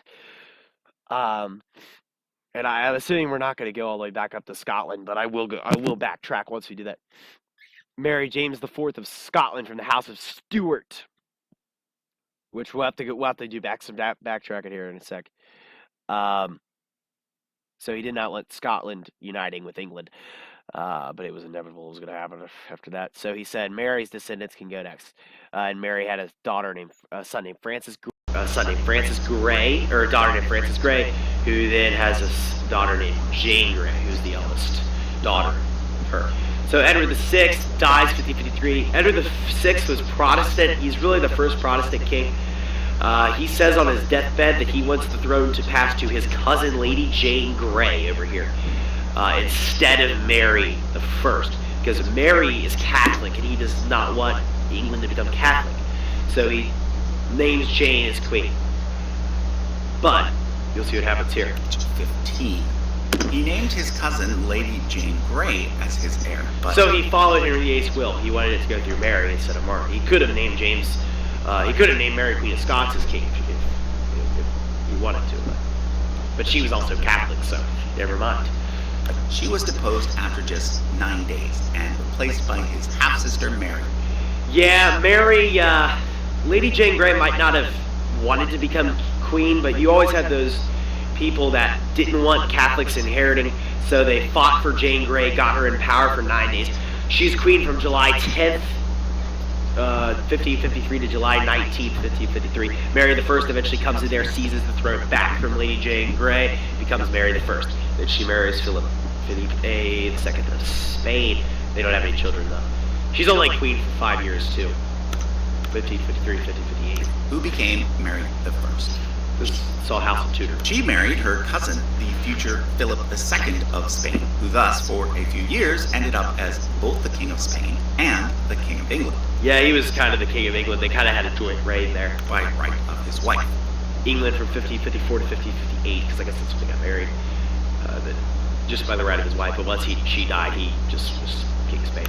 But Mary died childless, and was thus followed by her sister, Elizabeth. But could you imagine, though, if had Mary I and Felipe II actually had kids together, history would have gone in a much different direction, because that means Spain and England would have ended up uniting to form a new empire, which would have been pretty crazy. But after she dies, it goes to her sister Elizabeth I, daughter of Anne Boleyn. The namesake of the Elizabethan age, a golden age in terms of art and literature, being the time period when, for example, William Shakespeare was writing. So yeah, that's Shakespeare. William Shakespeare was he performed for Elizabeth I quite a bit, and then even into the reign of James I later on. But she's queen all the way. At this point, I want to back up all the way to 1603. I guess we're going back to Scotland now. That's good. So she dies in 1603. She's known as the Virgin Queen. Has no kids, never marries. So then when she dies, the throne's going to unite with Scotland officially, which is known as the Union of the Crowns right here. There's a throne of England and Scotland. It's going to go to James VI of Scotland. But who's James VI? We haven't talked about Scotland in a long time. So let's go back to the Middle Ages. And return to Scotland. After the death of David II, the throne there moved to the house So we're way back here now. of Stuart, where there was a Robert. This is the house of Stuart, David II's sister. The daughter of Robert the Bruce had a son named Robert. That's Robert II. II and a Robert III, followed by 5 kings, all named James. So we get Robert II from 1371 to 1390, Robert III 1390 to 1406. And then we get a lot of Jameses. And a Robert III, followed by 5 kings, all named James. Now, the Jameses are ridiculous. I want to do a video on the Stuarts sometime because they're pretty crazy what happened with the James. There's the Stuarts and Stuart. This house of Stuart. James I came from 1406 to 1437. James II. Then we get James III. James III becomes king, I believe. Let me pull it up here. 6262. Alright. This is kind of ridiculous how the succession went in France, or not France, in Spain, right? Or not Scotland, holy crap. So James II becomes king when his father dies. His father dies at age 42. James II's 7 years old when he becomes king, and then he has a son in 1451, who James III becomes king at age 9 after James II dies. And then James III dies, I believe he gets hit with a cannonball or something on a ship, passed away at age 36. He's got a 15-year-old son, and becomes James IV. James IV gets savagely murdered at the Battle of, what was it? The Battle of, I can't remember the battle was. Flodden Field, the Battle of Flodden Field in 1513.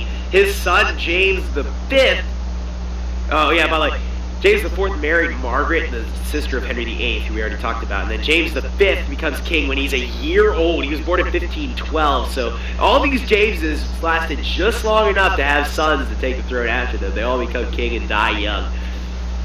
Yeah, that's not even the end, though. James V dies in 1542 when he's only 30 years old.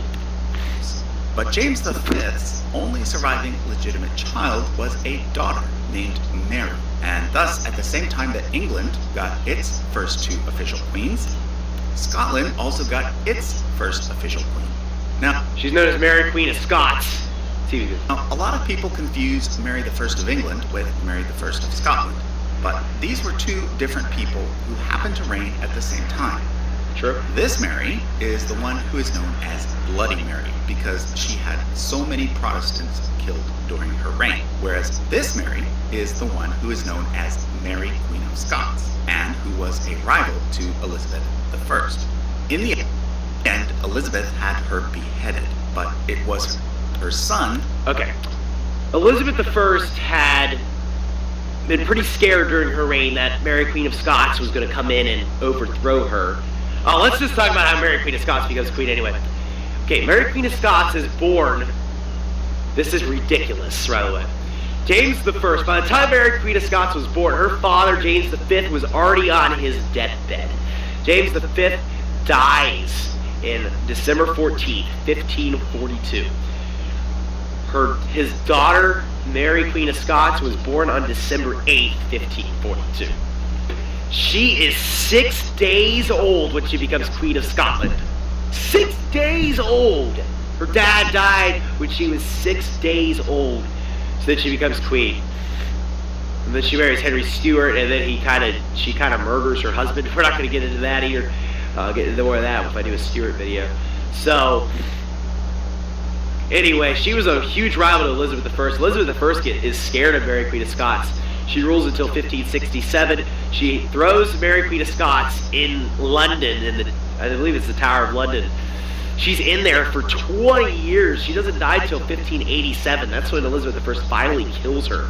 because she's so scared that Mary Queen of Scots is going to come and take the throne from her. So they rallied him up and took out Mary I. But Mary I, get this, only had a 1-year-old son, James VI, who becomes King of Scotland in 1567.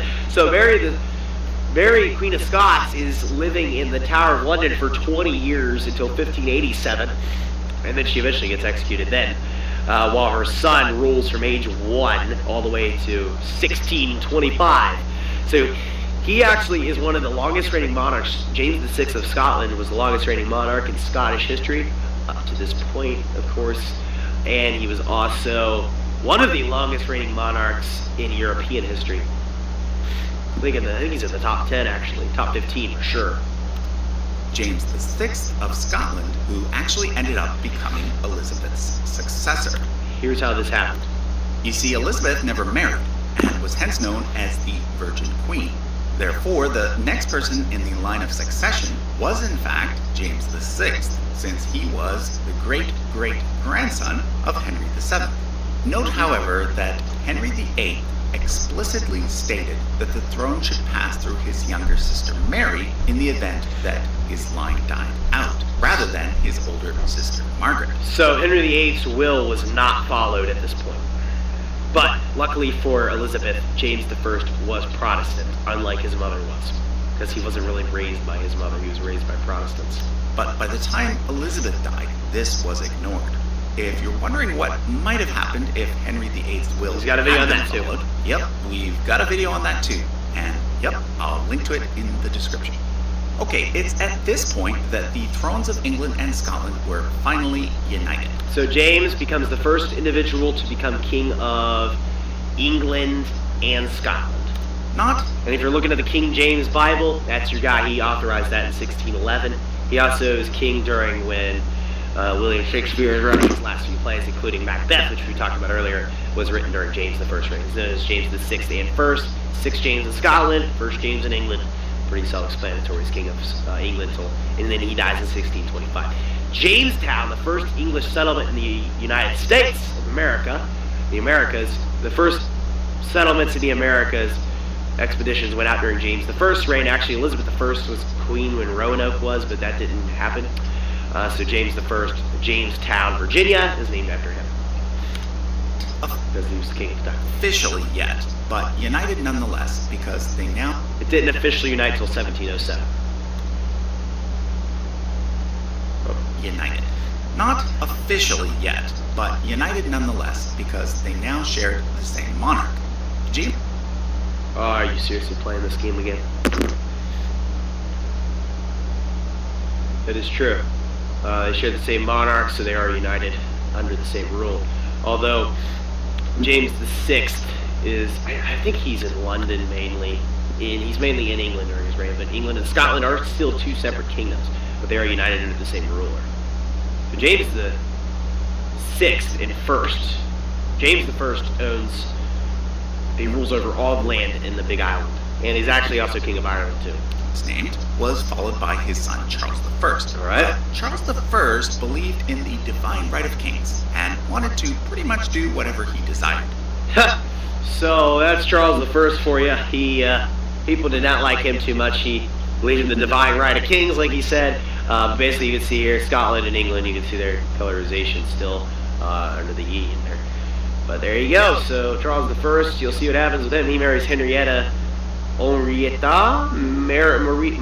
of France. And I wonder who she is, like which French king she's related to. She's the daughter of good old Henri IV. That's very cool.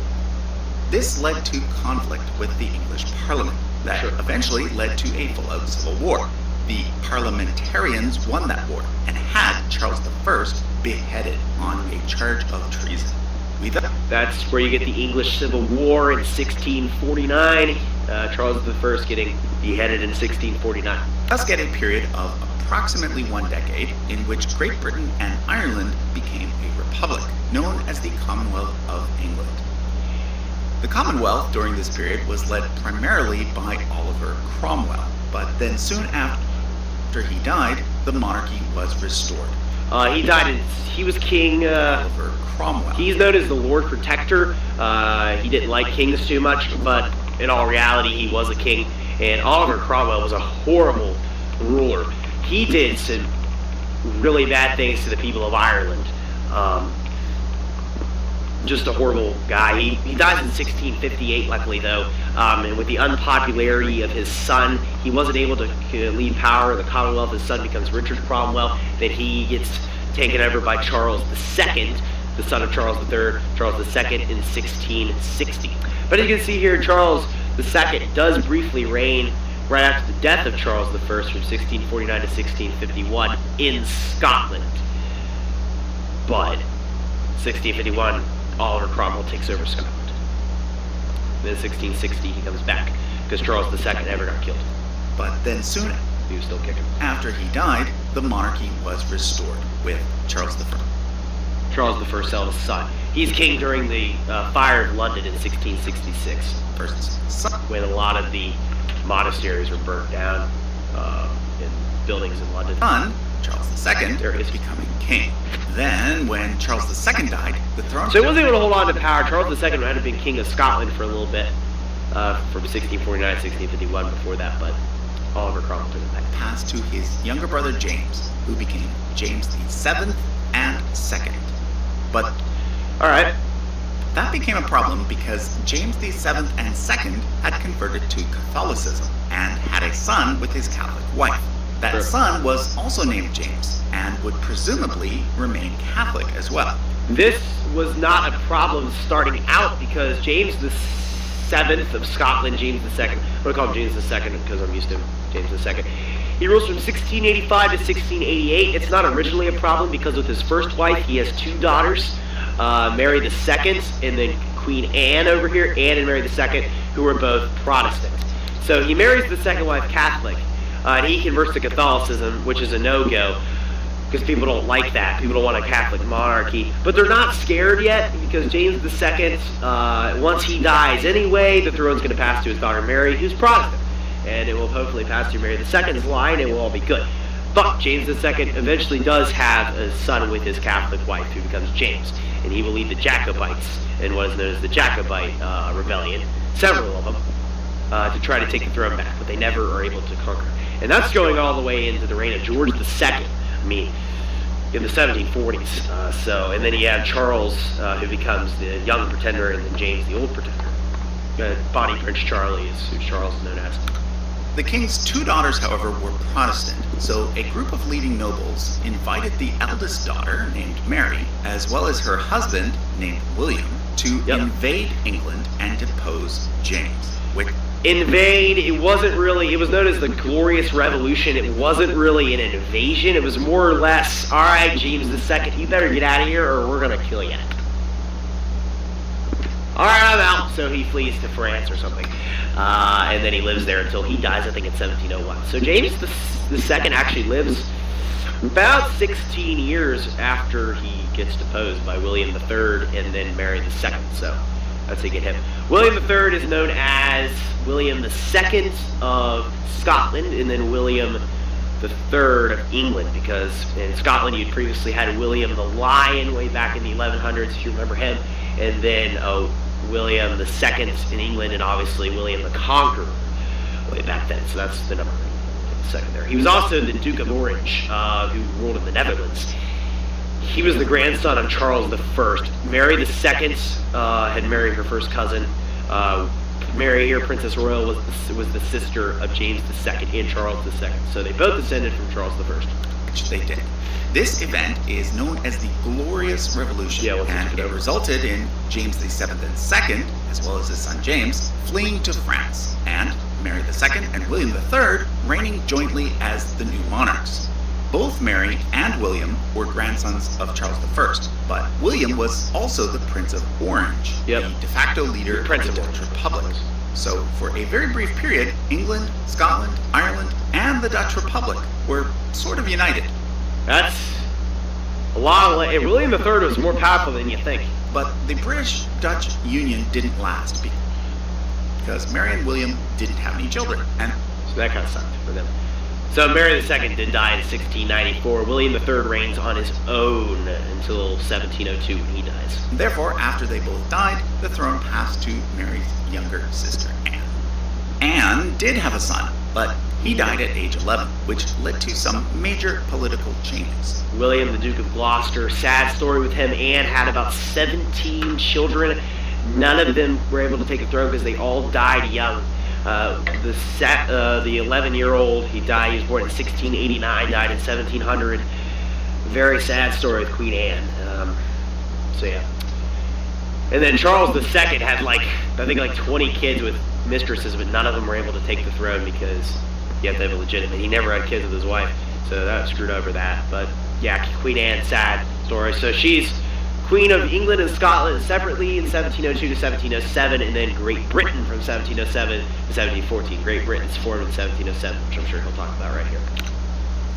Because of the fear that James would end up becoming king after all, England and Scotland decided to officially merge into a single kingdom known as Great Britain. What'd they say? England decided to James would end up becoming king after all. England and Scotland. Yeah, they were afraid because they found Anne.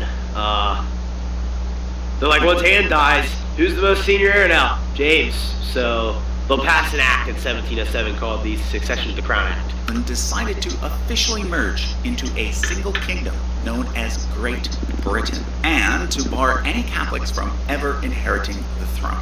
At this point, that rule still goes on to this day. You cannot be Catholic and inherit the throne of England. If William Charles III's son were to convert to Catholicism, he would not be able to become king.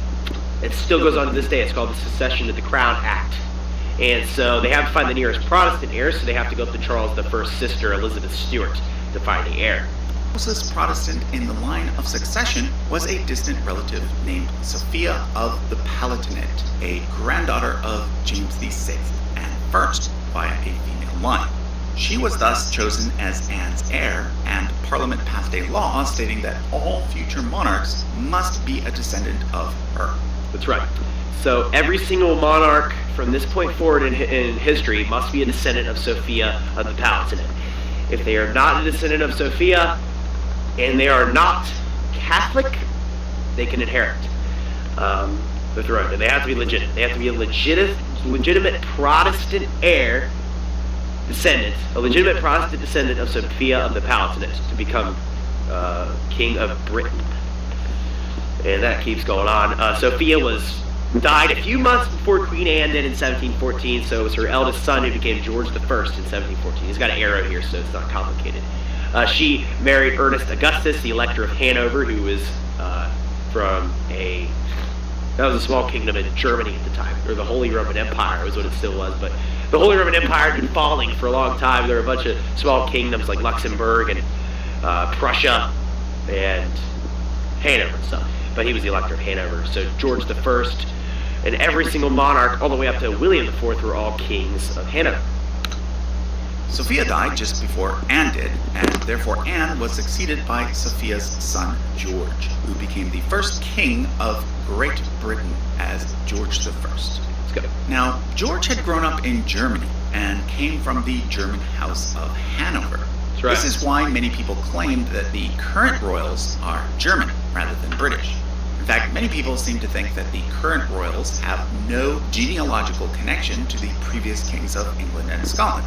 But this is not true. As you can see, George I is a descendant of the Stuarts, and as such can trace his line all the way back to the Plantagenet. You have to be related. They're all related. And while through a female branch doesn't mean anything. Even to the Anglo-Saxons as well, yeah. Just not in a male-only line. However, George I's male line does have an interesting connection to medieval England as well. His father, Ernest Augustus, can trace his male line all the way back to William, Lord of Lunenburg, who was the brother of Holy Roman Emperor Otto IV. Both Otto and William were the sons of this couple here, their father being the great German Duke Henry the Lion. There's Henry the Lion. If you guys have seen my Holy Roman Empire Lion Session, you know Henry the Lion. And then Heinrich X, the Duke of Bavaria there. Very interesting. I did not know that. So distant descendant George I through a male line that's really cool. I did not know that. From the House of Welf, but their mother being Matilda of England, sister to Richard the Lionheart and King John. Ah! But back to George I. Very nice. Both he and his son, George II, did have to deal with some uprisings, in which attempts were made to put a Stuart back on the throne. My man George II down there, for those of you guys don't know George II, beautiful hair that man has, one of the greatest looking humans to ever walk this earth. Probably George II, I love that guy. George I doesn't speak a word of English his whole life. He mainly spends most of his time in Hanover, speaks German. He comes into England with like 7 mistresses or something like that. And he just rides into England. He's like 50 years old. His mom lived forever. His mom lived to be like 81, which is really good for 1714. But yeah, George I dies in 1727. He rules for a few years. He doesn't spend much time in England at all during his reign. He's in Germany the whole time. And George II, his son, was born in 1683, and he didn't really speak English either. So George I and George II didn't really speak English, although George II spoke a little bit more better. He was still German at heart, and he did deal with the last Jacobite rebellion in 1746, who led by Bonnie Prince Charlie, the young pretender. But the Jacobites were never able to take over the throne, and George II was able to continue the House of Hanover. And fun fact about George II, if you take every single monarch that is currently reigning in Europe and find their most common royal ancestor, most recent common royal ancestor is George II, because every single monarch in Europe today can trace a line back to George II, because his daughter married William IV of the Netherlands. Those who supported James, son of James VI and II, were known as the Jacobites. That's right. And Bonnie Prince Charlie was the grandson of James II. This was the Catholic line that was the most senior of them. And they made serious attempts in 715 and 1745, but both times they failed. Got the year wrong. There are still a few today who hang on to the Jacobite cause. If you want to know who would be king today, according to them, I'll link to our video on that topic as well. Anyway, George II outlived his son Frederick, and was therefore a lot of people succeeded by his grandson, George III. George III was the king. The man himself, George III. I love George III. So a lot of people think that George II's son was George III, but George III was the grandson of George II. I believe Frederick, Prince of Wales, died in like 1753, not able to inherit the throne before George II dies. And then George II himself actually dies on the toilet. Another king to die on the toilet. Both Edmund Ironside back in 1016 died on the toilet, and then George II, 1760, October of 1760. He was king during the 7 Years' War too, French and Indian War, whatever you call it. And he apparently had some hot chocolate, and then his heart exploded while he was on the toilet taking a dump. So there we go. He was king during the French and Indian War when Britain was over here in the United States, trying to take back the land from France in the Ohio River region of the U.S., like the current Midwestern United States, from France. But France, and then we got Britain, and they became part of the colonies. That's why the Northwest Territory existed, and they already owned the colonies. These kings had all ruled over the British colonies until George III. You might recognize George III here. Was therefore succeeded by his grandson, George III. 1760. George III was the king during the American Revolution, in which Britain lost the 13 colonies, and thus he is primarily known to Americans as Mad King George. In 1801, Great Britain formally merged with Ireland to become the United Kingdom of Great Britain and Ireland. The United Kingdom of Great Britain and Ireland. So George III founded the UK, which still exists today. He rules for 60 years, the longest reigning monarch in British history up to that point, finally beating out Henry III, which was way back in the 1200s. So George III, look, 1760 to 1820. It's a long reign. So please note that the term United Kingdom does not refer to the union between England and Scotland, but rather to the union between Great Britain and Ireland, or nowadays just Northern Ireland. George III was followed by George IV. George IV had just... Oh yeah, George III also lost his mind toward the end of his reign, and George IV, his eldest son, was kind of, let's say, kind of like a regent for him, although he was his son, because kind of ruling, he was the Prince of Wales. The eldest son, George IV, becomes king for the 10 years, 1820 to 1830, but then he dies without kids. You'll see, he actually had a daughter, you'll see what happened to her, I think, maybe. Princess Charlotte. But Charlotte died during childbirth. So yeah, she was giving birth to her child in 1817 and dies. So then 3 years later, George III dies. George IV becomes king until 1830, and then it goes to his brother William IV. William IV dies without any kids. He loved his mistresses, though, and had a lot of kids with mistresses, but none with his wife. George IV actually had a second brother. George III had a second son who was dead by that point, too. I think his name was... wasn't Ernest Augustus, was it? It was like Frederick. I think his name was Frederick. But he was dead, so then it went to the third son, William IV. He died without kids in 1837, so then it goes to his brother, Edward, who was dead, and had one daughter named Queen Victoria, who then becomes queen in 1837 when William IV dies. She was the last queen from the House of Hanover. So George IV ended up being succeeded by his brother, William IV, and then by another brother's daughter named Victoria. That's right. Queen Victoria had a very long reign of 63 years. Her mother was actually from the line of Denmark, so she was actually kind of Danish or Dutch, I don't remember. But Victoria of Saxe-Coburg-Saalfeld. So she was the granddaughter of George III, the only most senior. She did not inherit the throne of Hanover, though. Went to the fifth son of George III, Ernest Augustus. And the Hanover actually still has male line descendants to this day. So for those of you that are curious about that, I looked that up recently, and they do. So that's pretty cool. She was Empress of India. I'm sure we'll talk about this here in a second. She rules for 63 years, beating out George III. She becomes queen when she's 18 once William IV dies. So yeah. 1901 is when she dies. And became the namesake of the Victorian Era, a period when the British Empire was at its peak of power. Yes. During her reign, she also became the official Empress of India. Although, note that although she did hold the rank of Empress, she was never the Empress of the British Empire as a whole. Sure. So this is all of, I guess, I don't know what year this is, but this is all the British possessions. So there's the British Empire. She was not Empress of that. She was just queen, but she was Empress of India, because during her reign, Britain conquered India. And she also owned this land, Afghanistan over here, Australia, Papua New Guinea, Hong Kong, Egypt. During the imperialist times of Africa in the late 1800s, because James Monroe, President of the United States, had issued the Monroe Doctrine, which made it so that Europe could not put any more land colonizing the Americas anymore, so then they all colonized Africa. So a lot of countries got that, including Britain over here, and then the British Isles up here, and all that. And then Canada was part of the Commonwealth as well.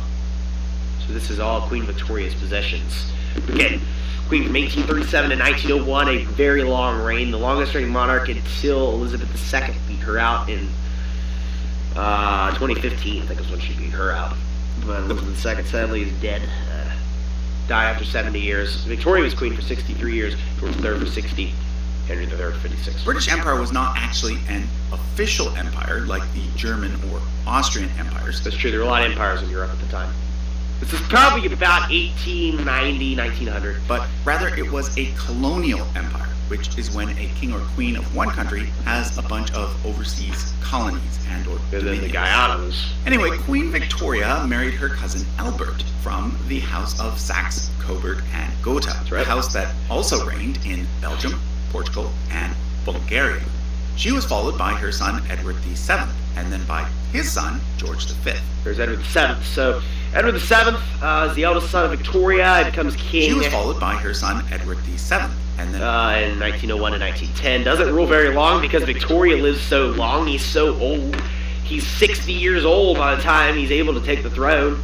And then his eldest son dies young. And then George V comes in and becomes king, who is his second son. He married a Danish princess, Alexandra. And then we get the House of Saxe-Coburg and Gotha. Edward VII was king of the House of Saxe-Coburg and Gotha, and allegedly the House of Saxe-Coburg and Gotha went on to rule until Elizabeth II, and now we kind of had the House of Mountbatten, but it's not that. That's what it should be, but it's not, because you'll see what happens here. Because George V changes the royal house name from Saxe-Coburg and Gotha. So he becomes king in 1910. They're all emperors of India. And by his son, George V. During World War I, George V changed the official name of the royal house to Windsor in order to distance itself from its German roots. George V was followed by his son, Edward VIII. Well, the reason he did that was because of Windsor Castle, and he was king during the First World War, and during that war, Britain was fighting against Germany, and the German Empire, Saxe-Coburg and Gotha was a German house, and he wanted to change the name that way it wouldn't sound German. And he's the guy, George V's the guy that he married Mary of Teck. I believe he was, she lived pretty long too, but he changed the name of the royal house so that it wouldn't sound German, and he was the guy that looks like a twin to Tsar Nicholas II of Russia, the last Tsar of Russia, who gets executed in 1918 after the Russian Revolution. But yeah, he was king during then. And actually, Elizabeth II actually was born during George V's reign. There, he rules till 1936. But his eldest son, Edward VIII, something goes on with him here. See what happens. From its German roots. George V was followed by his son, Edward VIII. But Edward ended up abdicating after less than a year in order to marry the American divorcee, Wallis Simpson. He died in 1972. Yeah, he lived a long time. Had he lived longer, he would have ruled till 1972, but he didn't, so the throne went to his brother. George V did not really like Edward. He liked his son, of course, but he did not think he'd be a good king, and he knew that something was going to come between the throne and him. George V did not really approve of Wallis Simpson, and then once George V died, because you need permission from the monarch to marry somebody, and George V was not going to give Edward VIII permission to marry Wallis Simpson. But once George V died, Edward VIII was like, okay, I'm king now. But Wallis Simpson was a twice divorced American woman, and a lot of the people of Britain did not want that in their royal family. There's nothing to say you can't marry a commoner, because who was it that married a commoner? Was it George V? I can't remember. It might have been Edward. No, it was probably George V. I think George V had married a commoner as well.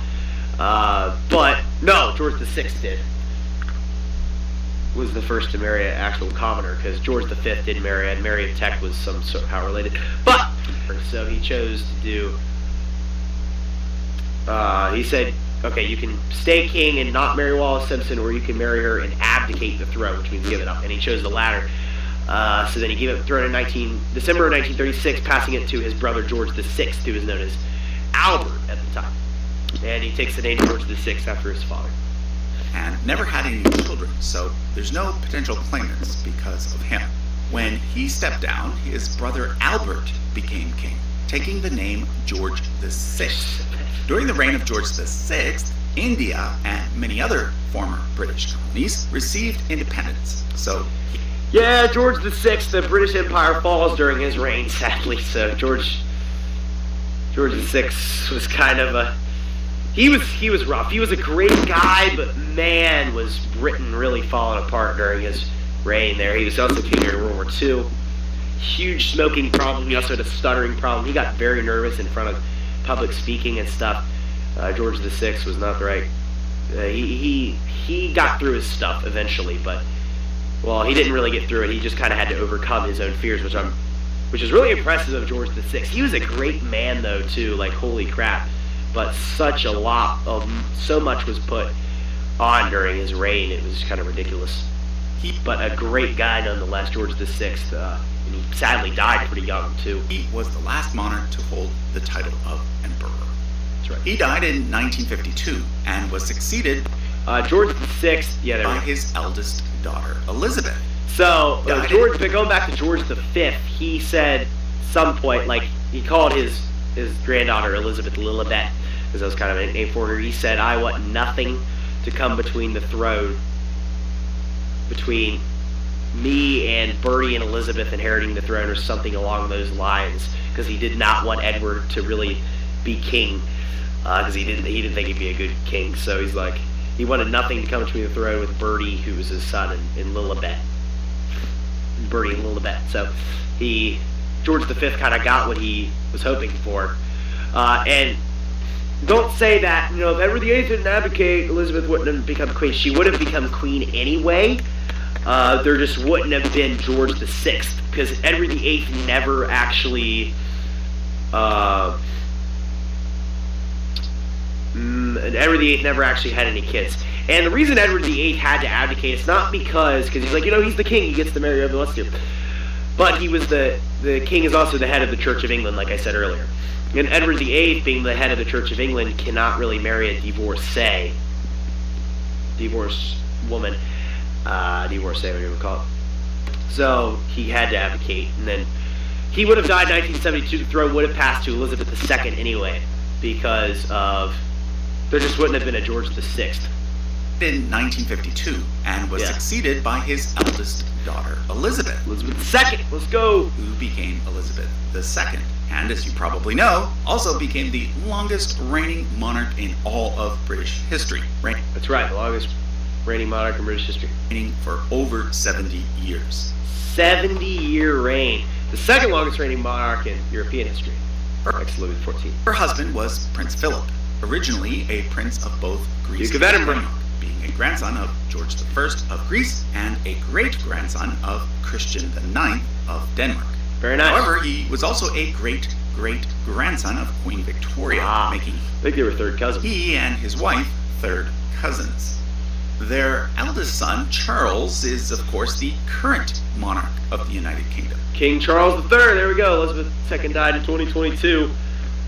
Longest reigning queen.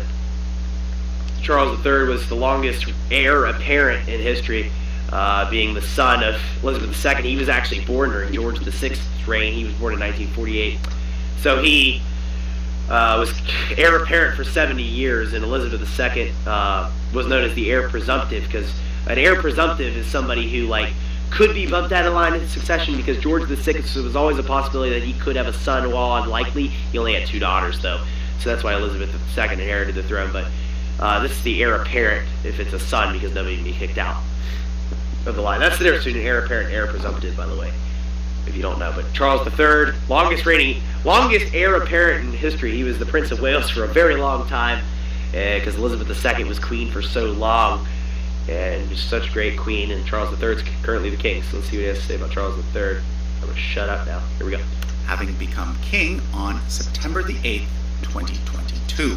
Now, Horrible day. I did a video on that. Traditionally, when the son of when Elizabeth II died. a female monarch comes to the throne, the name of the royal house should change, Sure. because one's house name is usually inherited from one's father. So, in this case, Charles technically belongs to the house of Mountbatten. Yeah. However, that's not really correct either, because Philip actually took that name from his mother. Oh. His father's house was the house of Glucksburg, which used to reign in Greece, and in fact still does reign in both Denmark and Norway. Going back further, it was actually a spin-off from the House of Oldenburg, which at one time also held the thrones of Sweden and Russia. So from a male line perspective, the current king of the UK actually belongs to the same family as the final czars of Russia, as well as every monarch of Denmark for the past 574 years. So legally, here's how it should have gone. After Victoria and the House of Hanover ended, it should have been Saxe, Coburg, and Gotha all the way from Edward VII to Elizabeth II.